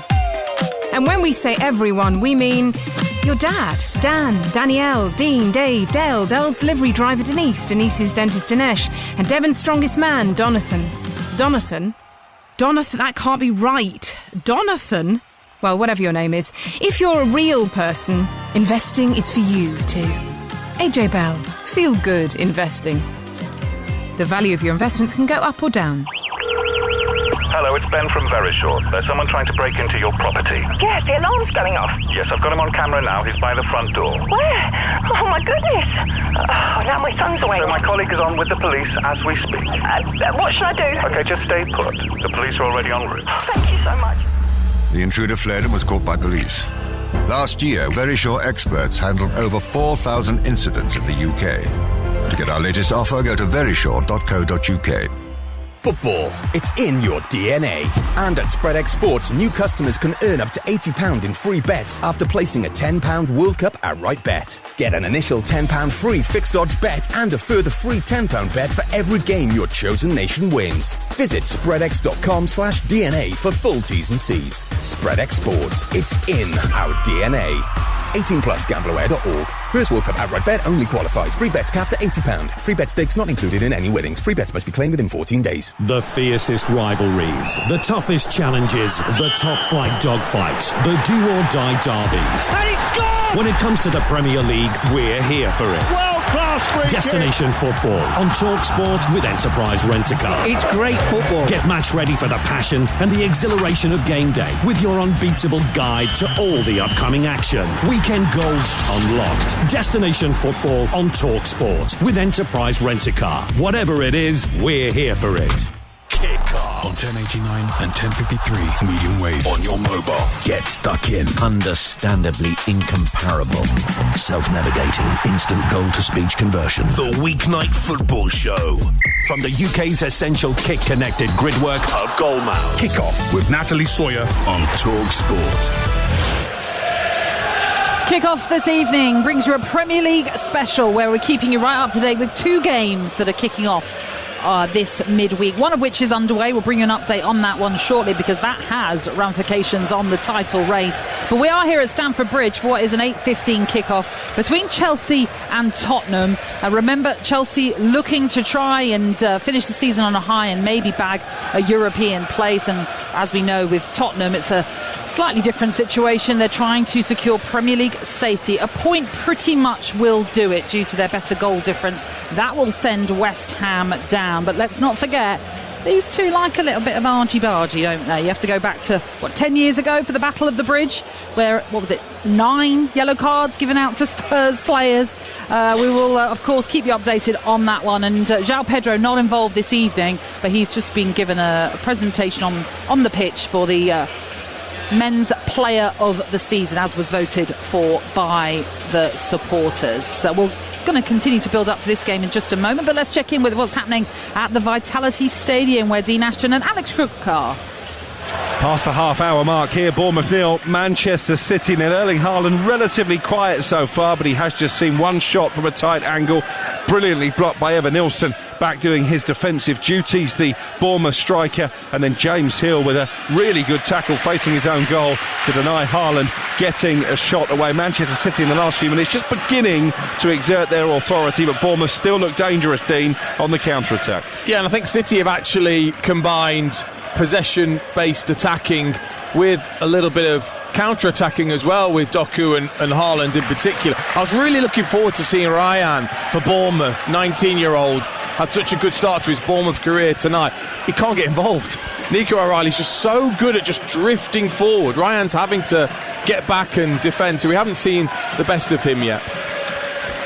So Manchester City still searching for the goal to give them that victory they need to ensure the title fight with Arsenal goes to the final day of the season. Right now, Arsenal will be crowned champions for the first time in more than 2 decades. 12 minutes to go in this first half. It's still Bournemouth 0, Manchester City 0. Alex, Dean, thank you very much. OK, let's concentrate on matters here at the Bridge then, shall we, where Chelsea will be taking on Tottenham in less than 15 minutes' time, this one kicking off at. Joe Shannon and Tony Cascarino alongside me here. Perry Groves is in our studio as well. And don't forget, of course, on our TalkSport YouTube channel, there's going to be a fascinating watch-along.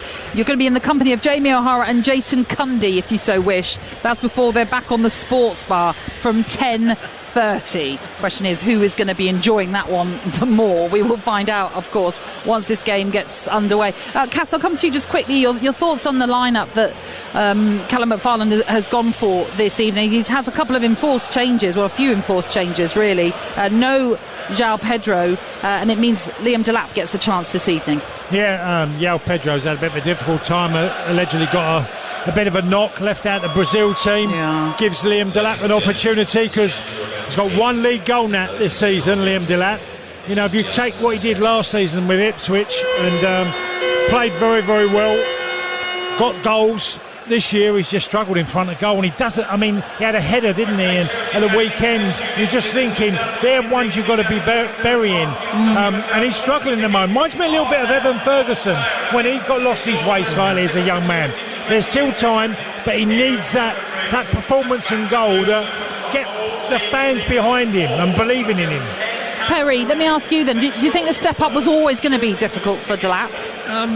Considering that he's basically stepping up into a development team, isn't he? Do you know what I mean? So there's no senior players there that can help him, you know. And Cass will tell you, when you're going through like a bad time as a striker, you use that bit of confidence, you tense up a little bit, you know what I mean? And then you actually start running to areas where you shouldn't be going because, you know, you want to try and impact on the game. I think for the system that they look like they're going to play, like the 4-2-3-1, I think it's going to help him because Fernandes will probably play centrally as a 10 and Cole Palmer play on the right of the 3, but he'll be closer to him, where on in the FA Cup final, because Chelsea played the flat back 5, and you had to end up with Cole Palmer on the right hand side and Fernandes on the left, you know, protecting the fullbacks, like doubling up defensively, then when they had the ball there was nowhere to go. So I think this formation actually suits the players. So I think that he won't be as isolated. When I saw him for Ipswich, he engaged centre halves. He was the old, you know, type centre forward where he would sort of bustle in, he'd lean in, he'd get himself in the channels. So I don't think he's had the stability at Chelsea, which nobody's had, you know, through the whole season with, you know, different managers coming in and no senior players. Perry, can I just jump in there with you? You're absolutely right to point out with strikers, you've played with many of them over your career at all various different clubs. I've been one, played alongside many good strikers, and when they go through that in different form and lack of goals and, as you said, tense up, you can see that Liam Delap is just someone who looks like he's going to miss nearly every type of chance he gets. Yeah, I think, as you said, you know why, Cass, you know as well, he's overthinking stuff. You know, when you're in a role and you just play free, you know, and then you can express yourself. So it's obviously in your head. We know, like elite sport, you know, most of these footballers are unbelievably fit, and then it comes in that top inch, you know, which is the most powerful organ in your body, which is your mind. So if you're coaching him, you would say, I want you to get involved, obviously, with the build-up play, but I don't want you making too many lung-busting runs. You know what I mean? I don't want you... Because what happens as well, Cass, is you end up going into areas, don't you, in the wide areas, because you're not confident enough just to say, right, I'm standing in the 18-yard box for anything that drops my way. But I think, you know, with Cole Palmer and Fernandes a bit closer to him, that might help him.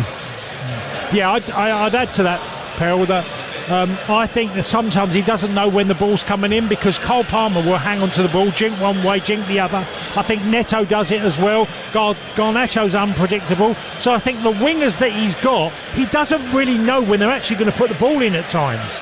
Do you know what as well, Cass? Because he hasn't played very well, he can't demand off the wingers. When I saw him Ipswich, and he was very vocal. Do you know what I mean? Because he was the main man, wasn't he? He was their main centre-forward scoring goals. So you could see him having rows with the wide players, saying, get the ball, and when you get it, stop checking. But he hasn't got that kudos at the moment. Do you know what I mean? So he's not able to demand off the players around him either. So everybody goes through it. Cast, don't they? You know, every centre-forward goes through lean patches. You just hope that they don't last too long. Do you know what I mean? So hopefully he'll get himself a little goal tonight.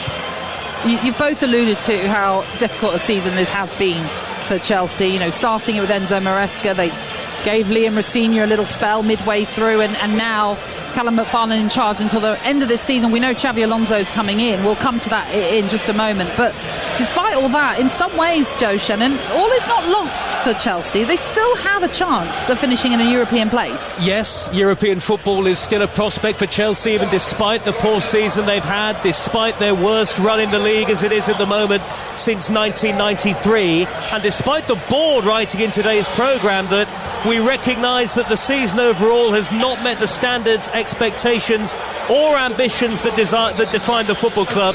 We understand the disappointment that brings. We share it. This is a club that measures itself against the very highest levels, and we know we must do better. And I think the biggest indication of that is what Chelsea have now done in finally, for the first time certainly since Pochettino, and only for the second time since Bluco took charge, appointed somebody, a manager with a genuine track record, a genuine ability in the game, somebody who's won a top division title, somebody who's managed in the Champions League. I mean, and that is it, isn't it, at the end of the day? That's the importance of Xabi Alonso. But we're going to go to a goal down on the south coast. Alex Crook. And this is a goal that will be cheered all the way to North London, because it's Bournemouth 1, Manchester City 0, and ironically it's a player who is on Arsenal's radar this summer, Junior Krupi, this incredibly talented teenager. It was Adrien Truffert breaking down the left-hand side, cuts the ball back to the edge of the penalty area, and it's a beautiful curling effort from Krupi beyond Donnarumma into the top left corner. It's a goal that could send Bournemouth into Europe for the first time in their history, could send them all the way to the Champions League, and a goal that hands Arsenal the Premier League title. Gigantic goal in the Premier League, in the title race. Krupi Jr., absolutely stunning finish. It's a goal Pep Guardiola would be proud of his team if they scored, and they might have another chance. Well, he's in again here. Junior Krupi, one-on-one with Donnarumma. Great tackle by Mark Gay. But I tell you what, honestly, they started from the goalkeeper, played their way through into Alex Scott, who's been excellent, fed it eventually out to Truffert, and then Krupi, so clever, didn't go diving in towards the penalty area, just held his position, cut back to him, and that just gave him the room then just to bend it round Kusanov into that far top corner. And these supporters went wild. Brilliant from Bournemouth. Yeah, what an atmosphere inside the Vitality. Bournemouth 6th in the table, guaranteed if they go on and win this game. But they're only a point behind Liverpool in 5th. What a prospect. 17 years ago, this football club were almost out of business and crashing out the Football League. Here they are on the cusp of Europe and potentially Champions League football as well. And as it stands, unless Manchester City can score twice now in the final 50 minutes of the game, Arsenal will be champions tonight. Bournemouth 1, Manchester City 0. Wow. And let's not forget how incredible Bournemouth this 2026 has been for them. If they were to win this one, they've been unbeaten 17 games. Quite incredible. We've got to have a welfare check on Perry Groves. Football's a winner now. Well, honestly, if there was a goal that epitomises, Dino was saying there how good Bournemouth are in possession. If there was a goal that epitomises Andy Iraola's philosophy, that was it, because when Bournemouth are in possession, every player looks to go forward. Scott had it sort of deep in his own half. Then Tavernier comes in from the left-hand side. It's a little bit more central. He pings it into them. Tavernier then pings it out to Truffert. As he's running down the left touchline, he just looks up and he just squares it to Krupi, as Dino said there, just held that edge of the box. And to be fair, Krupi there is out Doku, because that is what Doku's been doing in the last 2 or 3 weeks, and he bending it in the far top corner. It was it was actually art. It was art in front of your eyes, and that is the way that Bournemouth play. They don't play sideways. They don't go in the horseshoe shape, from left back to the centre halves and into right back. They look to pierce you, and that's exactly what they've done. And I think Krupi's got himself in a quite a big group of teenagers there, isn't he? Because that's his fourth. Oh no, it's Rian. Sorry, I'm getting the players. I'm getting all excited. I'm getting mixed up here. So that's Krupi's. It's all right, Perry. 13th. Because you can't believe it. That's his 13th goal of the season, which is amazing when you consider he's taken Semenyo's place basically. Absolutely. Listen, as we know, that goal, and if that stays that way with Bournemouth winning that one, we know what that means for Arsenal. They will be celebrating winning the title with a game to spare as well. The teams are out here, by the way, at Stamford Bridge for this game between Chelsea and Tottenham. And as we've been saying all along, Chelsea do have a chance of securing European football for next season, but it would be just either Europa League or Conference League as things stand because of what Bournemouth are doing right now. And as for Tottenham, it's massively important for them to ensure they get the result that they want to ensure that they're playing Premier League football next season. Tony Cascarina, let me ask you on the news about Xabi Alonso and what you make of it. The fact that he's coming in July, 4-year deal.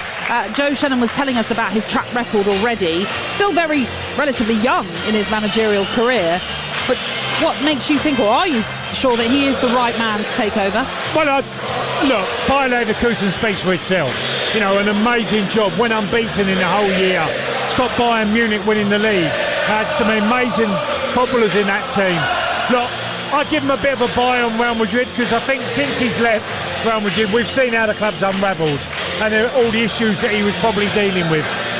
So I think it's a very exciting period for Chelsea, getting a top-notch young manager. And I hear what you're saying about the issues at Real Madrid. Chelsea have had their own issues, though, this season. Yeah. Not quite the same. Absolutely. They've got themselves in a mess in many, many ways. I think their biggest issue has been they've gone so much for potential with players, youngsters to develop. You have to bring in experience. And that's what Alonso did at Bayer Leverkusen. Yes. That's a big plus point for the owners, Blue Co here at Chelsea. Yeah, and look, there was a reason why they wouldn't say he's our new manager. A manager does a different thing from a coach, and that is managing the whole of the football club. Well, this is it, Perry, because there aren't as many managers in the Premier League as there used to be. There tend to be head coaches, but you look at Arsenal, that's what Mikel Arteta now is. Unai Emery certainly is the manager at Aston Villa, and that's the title that Xabi Alonso's been given here at Chelsea. It sort of feels as though it's turning a tide, and perhaps managers are becoming more in vogue and that they should have more power and responsibility. Now, Xabi Alonso wouldn't have gone there if he wasn't the manager, because I said before, Maresca left because he hit a glass ceiling because he was getting interference and players that are coming in, players going out, the medical staff telling him who could play, who couldn't play. So he thought, I've got no control. So then they he was the headmaster of a secondary school, right? So then they bring in a trainee teacher in Rossinia who had no power whatsoever. So then he got found out. Then they bring in a supply teacher in Callum McFarlane. So someone else has no power.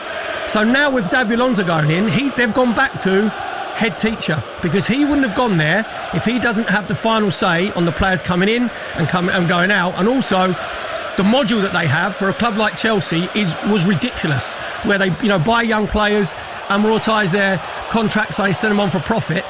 Chelsea shouldn't be a club that are thinking about profit. They shouldn't be a club that goes on the Brighton module, because that's understandable, of Bournemouth we're watching here today and Brentford.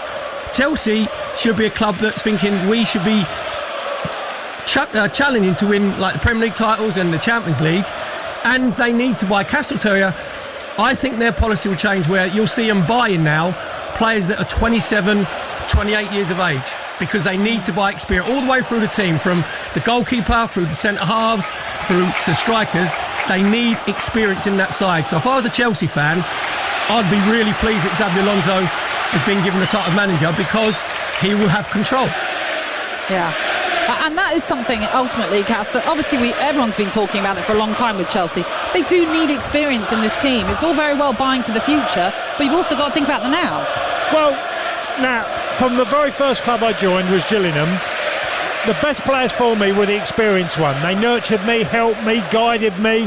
When things were low, they had to pick me up, and that's what you end up having at a football club. And that was what it was like for me at the end of my career as well. That I had youngsters around me. I played in a very young Nancy team, which had great players, all young, that didn't have the savvy or the streetwise of being an experienced footballer. And I tell you what, we had a side that had a bit of a mixture, which is, I think, what you need. You mustn't rule out any type of player just because of age and they don't tick all our boxes. You have to be careful. Let's take you to the Vitality, where another big 45 minutes is going to be coming. It's half-time. How did it finish? Dean Ash and Alex Crook. Well,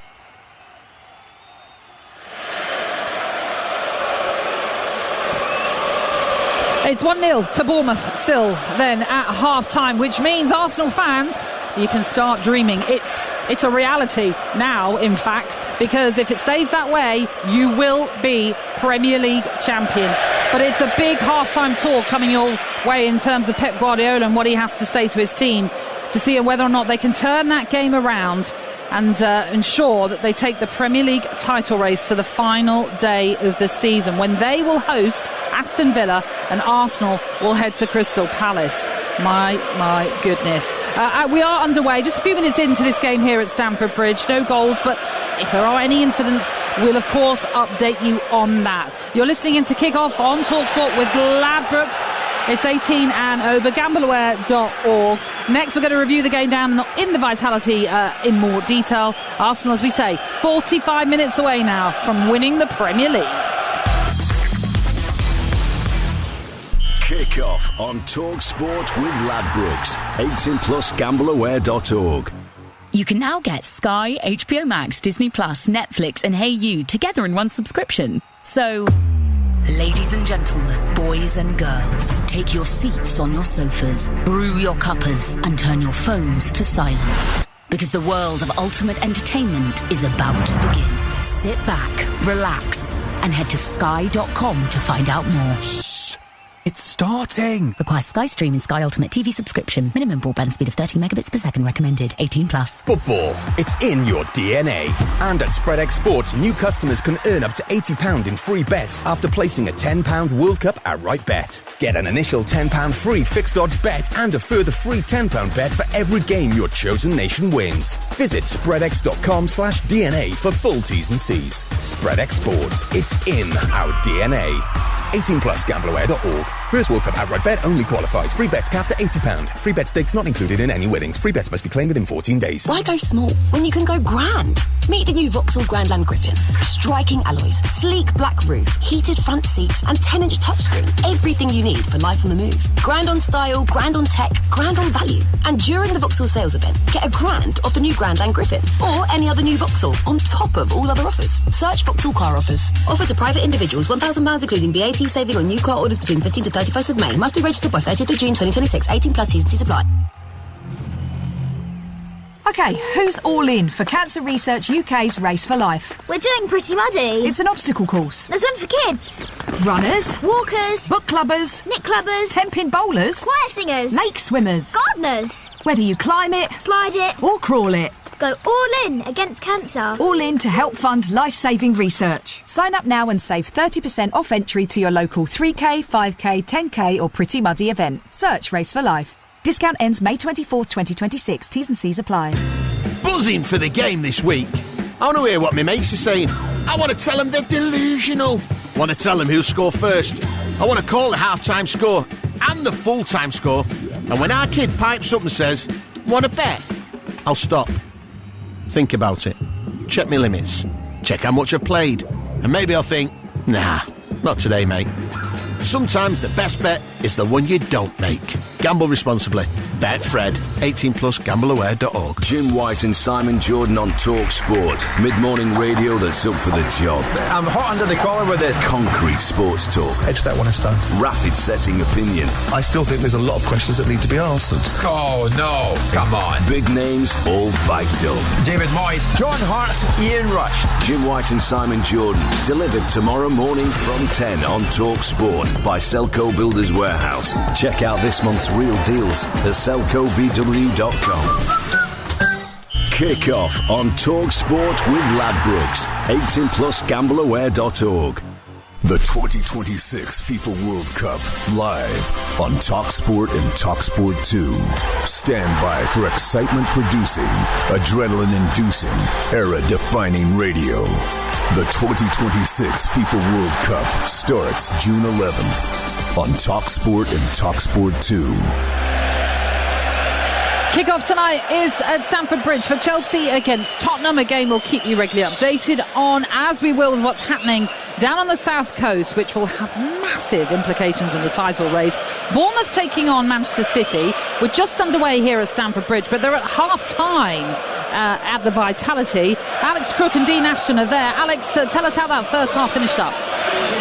Well, Arsenal are 45 minutes away from the Premier League title, because at half-time here it's Bournemouth 1, Manchester City 0. City have to win to keep the title race alive until the final day of the season, but it's Bournemouth in front, courtesy of a superb goal from Junior Krupi, their teenage sensation. It was Adrian Truffert 6 minutes before half-time, breaking down the left-hand side, cuts the ball back for Krupi, and he curls an unstoppable shot beyond the giant Donnarumma into the top corner. City did have the ball in the net early on. Antoine Semenyo's effort ruled out for offside. Erling Haaland has had one good effort blocked at the near post by Evan Nilsson, but overall, Dean, Bournemouth heading for Europe deserve this 1-0 lead. They do. They've fully matched Manchester City, both for quality and possession at times. Obviously City shading that, but Bournemouth have had their fair share of building up play and forcing Manchester City back into their own half. I've been so impressed with the way that Iraola's team has acquitted themselves against a very confident, in-form Manchester City team. I mean, you looked at their starting 11 and you thought, yeah, that's proper for Manchester City. There's no messing around this evening, but Bournemouth have matched them. And honestly, the goal has to be seen, the build-up right from Petrovic all the way through midfield and out to the left-hand side.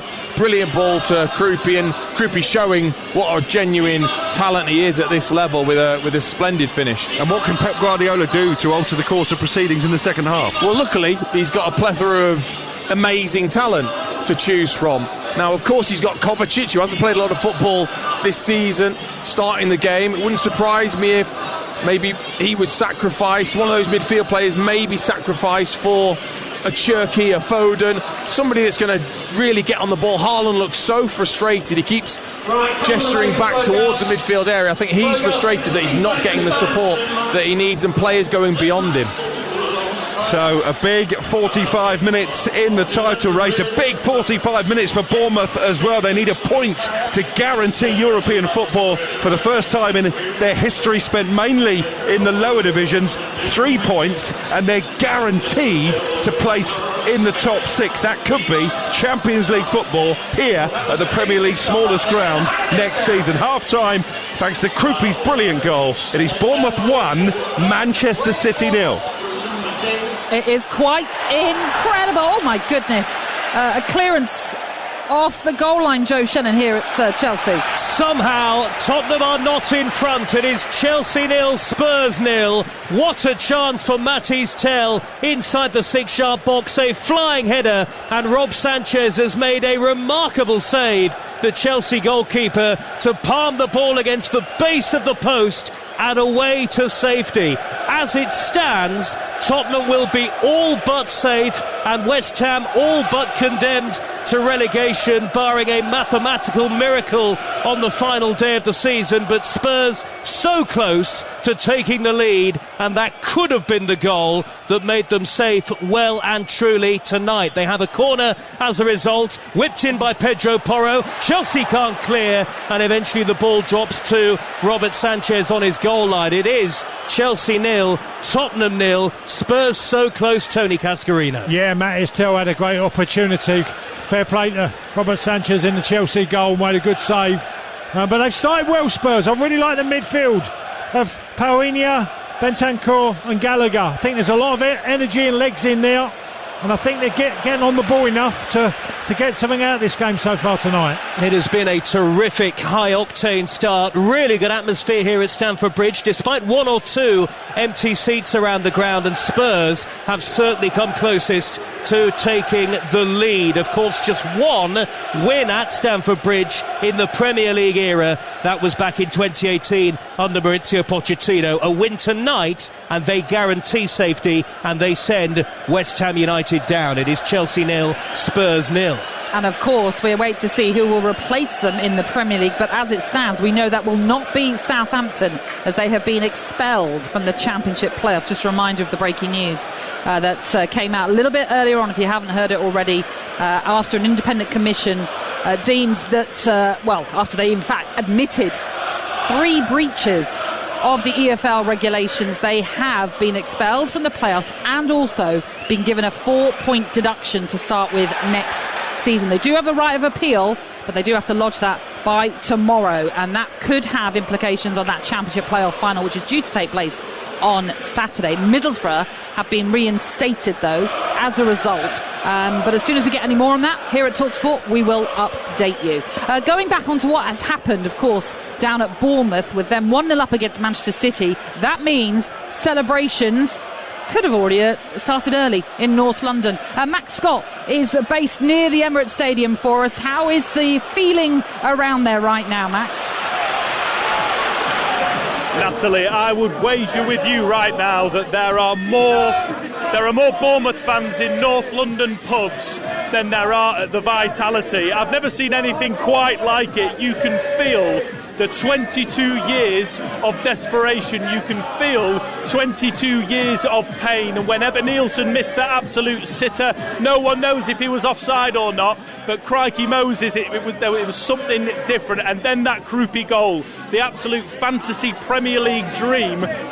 It was like watching England in a World Cup final. The celebrations here were special. In fact, one Arsenal fan told me, Natalie, the atmosphere here at the George pub, just minutes away from the Emirates, is better than the Emirates itself. You can feel what it means and the fluctuating emotions here in the pub in North London. Let me tell you, it is going to be something different if Arsenal win the title, thanks to an Andoni Iraola special for his mate Mikel Arteta. We'll keep you up to date on how it's going here, but crikey Moses, it was something else when Krupi scored that goal. 22 years of pain all coming out here in the pub. Back to you, Natalie. Max, thank you very much. Yeah, we'll continue to take you back to Max and keep feeling that atmosphere from the Arsenal fans. Perry Groves, one of them. He is in our studio in London as well. And, you know, it has been such a long time since you've got your hands on that Premier League trophy, Perry. And so often in recent years you've been the bridesmaid. Does it feel real that you could be the bride this time round? Long 45 minutes to go yet. Obviously, Man City, we know that, you know, they've got enough in their locker to turn the game around. And the word desperation, I think, is fair, because that's where you get to after 22 years. And that's why there's been anxiety in some games at the Emirates. I think that's sort of quelled a little bit, you know, the last 3 or 4 games that have been there. So I think it will be relief if it happens, you know, pride if it happens. But I had a really nervous last 15 minutes of normal time and that 7 minutes of added on time yesterday against Burnley, where you can't, as a fan, you know, when people say embrace it and enjoy it, it's all right when it's not your team. It's easy to say. When it's your team, it gets you in your stomach, in your blood. Your head doesn't have any logic, you know, when you're watching games. And that's how it grabs. That's why we love. That's how it grabs you. So I know Max said there that, you know, the atmosphere is buzzing where he's in North London. There'll be anxiety there as well. Trust me. As the game gets a little bit further, you know, there'll be like whistles going there for Anthony Taylor to blow the final. So, but this is a long 45 minutes for Arsenal fans.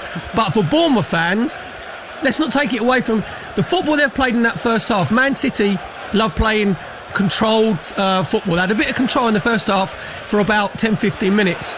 But Bournemouth don't stutter. They just keep going. I've been watching Alex Scott as well. He was outstanding in that first half in that centre midfield. You know, he's up there with the Andersons and the Whartons, you know, where he keeps it ticking over. And I think he's the second best player to come out of the Channel Islands, isn't he, after Matt Letizia? Yeah. Just on that Arsenal game yesterday, I was there. Obviously, we were there for Talk Sport. It was surprising how the first half felt pretty in control for Arsenal. But my goodness, that second half was anything but comfortable, wasn't it? Well, that's what I'm saying. Like, obviously, Trossard hit the post. Saka had a really good chance which Sousa scored. Obviously, Havertz comes up with a brilliant header. And the neutral watching it, logic would tell you that Arsenal are in control. Burnley didn't have a shot on target. But every time an Arsenal player gave the ball away, Eze gave it away a couple of times cheaply in the centre circle, then your blood gets twisted and you think they're going to score. They're going to score. They're going to score from a corner. So there was jeopardy right the way through the whole game. And the 7 minutes really seemed like 70 minutes. You know what I mean, if you're an Arsenal fan. So, again, it was just relief, and it's just basically just ticking the games off that. You just tick the game, right, it's another game gone. You win it, and then you have to put the pressure on Man City and see what they can come up with. Perry, I've got to interrupt you because there's been a goal here at Stamford Bridge. Joe Shannon. Sensational from Enzo Fernandez. Chelsea 1, Tottenham 0, and Spurs right back in the thick of a relegation battle. The Chelsea skipper, Enzo Fernandez, picks up the ball 25 yards out and he rifles it beyond the desperate dive of Antonin Kinski. Stamford Bridge goes wild, and that goal will be cheered just as loudly by West Ham United fans in East London as it is by the Chelsea supporters here. What a goal! Chelsea 1, Spurs 0, Tony Cascarino. Well, what a fabulous piece of play by Cole Palmer. Out on the right-hand side, he picks up the ball, he threads it inside to Neto, who takes a touch, then feeds it to Enzo Fernandez, gets it on his right foot from about 25 yards and pings it in the bottom right-hand corner. Kinski, no chance. Absolute, what a really well-worked goal. Well, take that, Tottenham. And of course, as it stands, it would mean the relegation battle would go to the final day of the season, because there would be just 2 points separating Spurs and West Ham United, who are in the relegation zone. Realistically, West Ham need Chelsea to win tonight, and that's exactly what is happening here at Stamford Bridge. But the game has really been brought to life, and the atmosphere reaching a great crescendo here after that stunning Enzo Fernandez goal. Chelsea 1, Spurs 0. Yes, Chelsea then taking the lead, and as Reece James has said in his programme notes today, they want to finish the season on a high. They want to finish in the European places if that is possible, and it is a goal that does move them up to 8th, which we know is a Conference League place. They are level on points with Brentford but have a much better goal difference, so that's why they move into those Conference League places. Perry Groves, it's funny how tonight there are so many other teams who are cheering or jeering with what's happening in these two games. Yeah, it's an incredible goal from Fernandez, because I mentioned earlier that they're actually close, they're playing closer together, which they weren't obviously against Man City in the FA Cup final. So as Cass said there, Palmer into Neto to Fernandez, and he's 25 yards out, and he's actually given Kinski the eyes, because when you look at it, he shapes up where he's going to bend it to Kinski's left hand side, and then he just whips it back around, and then it goes across the defender and just whips it around him. I think it was Danzo, uses him as a target, and then Kinski's got no chance because he's unsighted. It's brilliant technique from Fernandez. There's not many players who can do that in the Premier League. He's one of them, and that's his 10th Premier League goal of the season. OK, Perry, for now, thank you very much. So Chelsea 1-0 up here against Tottenham. That means, as it stands, West Ham are safe in the sense of they're not going to be relegated tonight. If it stays like this, it will go to the last game of the season. But Arsenal fans have a big 45 minutes coming their way, with Bournemouth 1-up against Manchester City. That second half has just got underway, and if it stays like that, well, Arsenal will certainly be celebrating this evening, because they will be Premier League champions for the first time in 22 years. Stick with us here on Kickoff with our Premier League special. Kickoff on Talk Sport with Ladbrokes. 18+gambleaware.org. Enjoy huge savings on Benchmark's kitchens this month. Throughout May and June, get 60% off our Essence Kitchen Flat Pack range. Available for delivery within as little as 48 hours. And that's not all. We also have great offers across Neff, Bosch and Siemens appliances too. Head down to your nearest branch or visit benchmarkskitchens.co.uk to find out more. Discount available is up to a maximum value of £1,200. Terms and conditions apply. Hey, have you got a moment? Shepherd's Friendly offers a range of insurance and investment plans to prepare its members for every moment that matters. Like that new set of wheels moment, that getting the keys to your first home moment, or even that trip of a lifetime moment. And it only takes a moment to open a new plan. So, have you got a moment? Visit shepherdsfriendly.co.uk. When you invest, your capital is at risk. Football, it's in your DNA. And at SpreadX Sports, new customers can earn up to £80 in free bets after placing a £10 World Cup outright bet. Get an initial £10 free fixed odds bet and a further free £10 bet for every game your chosen nation wins. Visit spreadx.com/DNA for full T's and C's. SpreadX Sports, it's in our DNA. 18 plus gambleware.org. First World Cup outright bet only qualifies. Free bets capped at £80. Free bet stakes not included in any winnings. Free bets must be claimed within 14 days. From countryside escapes to seaside breaks, and plenty of open roads in between, there's a Mazda for every kind of summer. Get 0% APR on selected models when ordered by the 30th of June, and keep your mind on the really important stuff, like trying to eat that ice cream before it melts. Search Mazda. Available on PCP when financed by Mazda Financial Services by the 30th of September 2026. Indemnities may be required. Terms apply. See website. Now with Lidl Plus, collect points that you can turn into possibilities.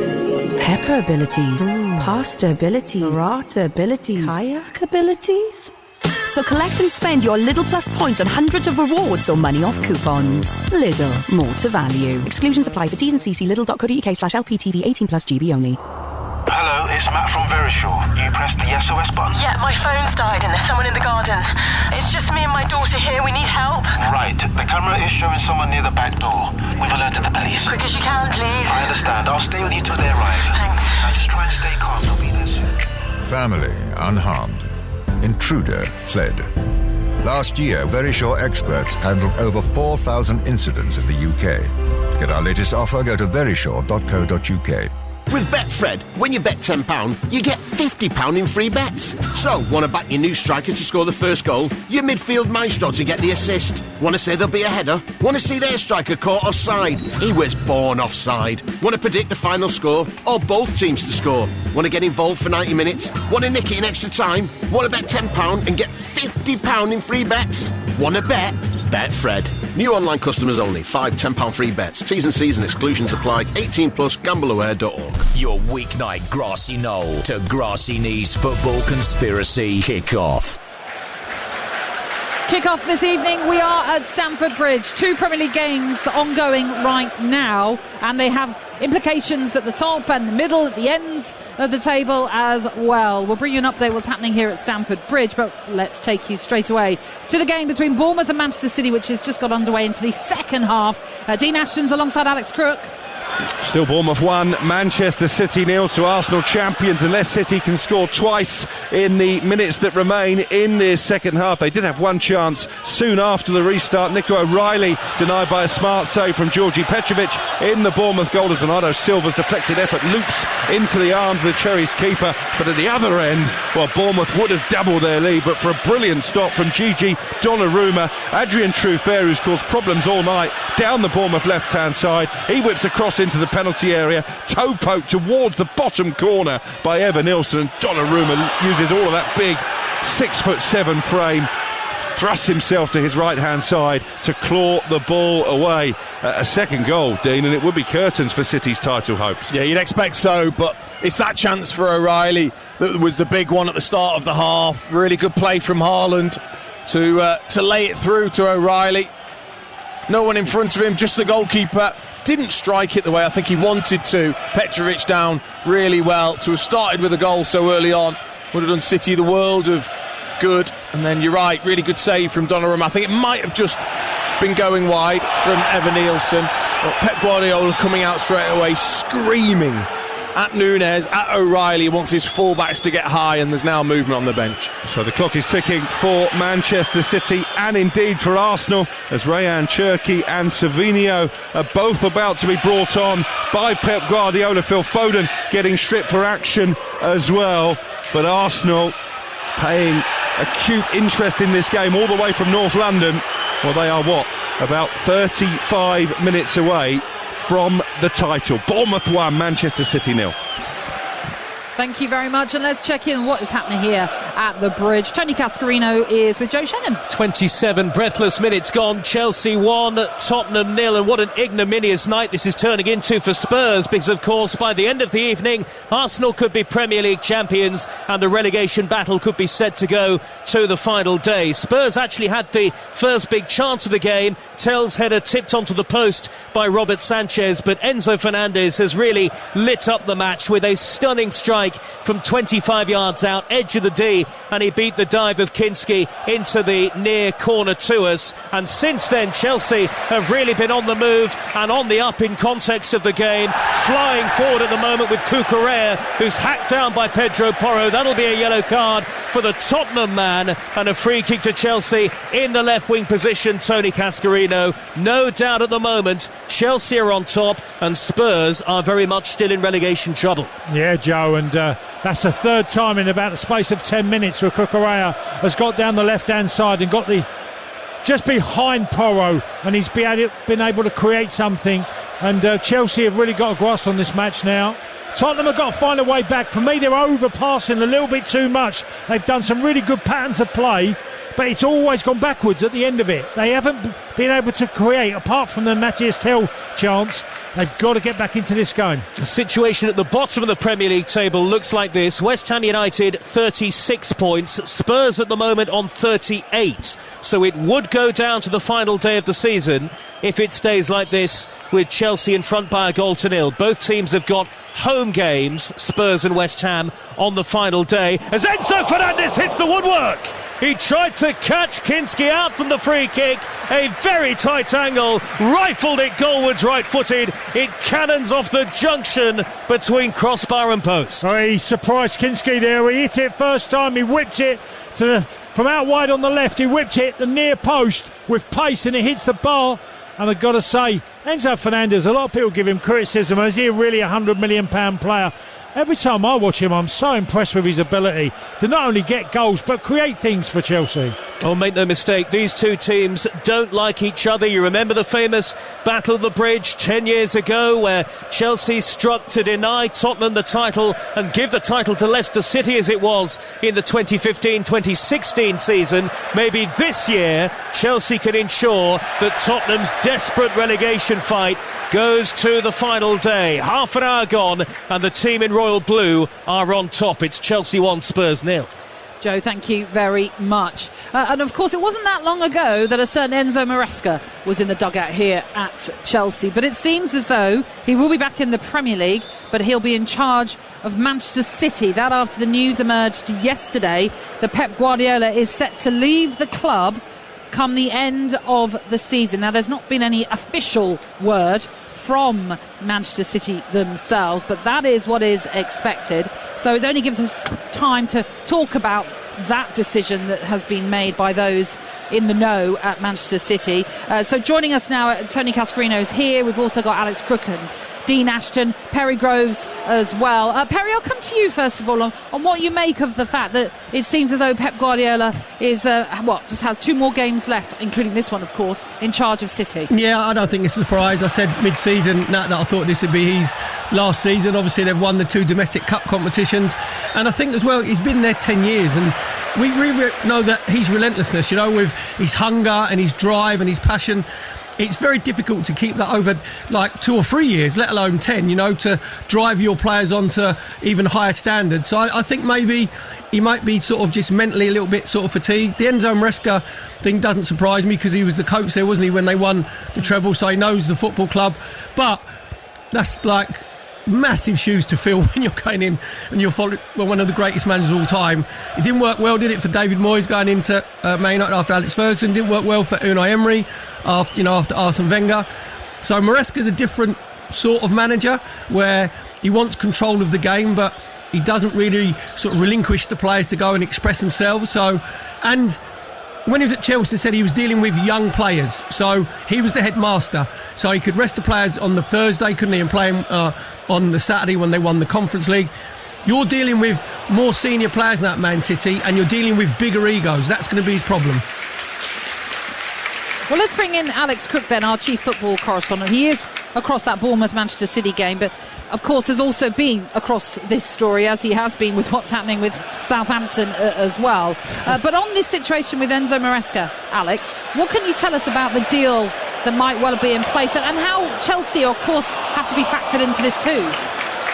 Yeah, well, as I told you last night, I was told a few weeks ago that Enzo Maresca has an agreement in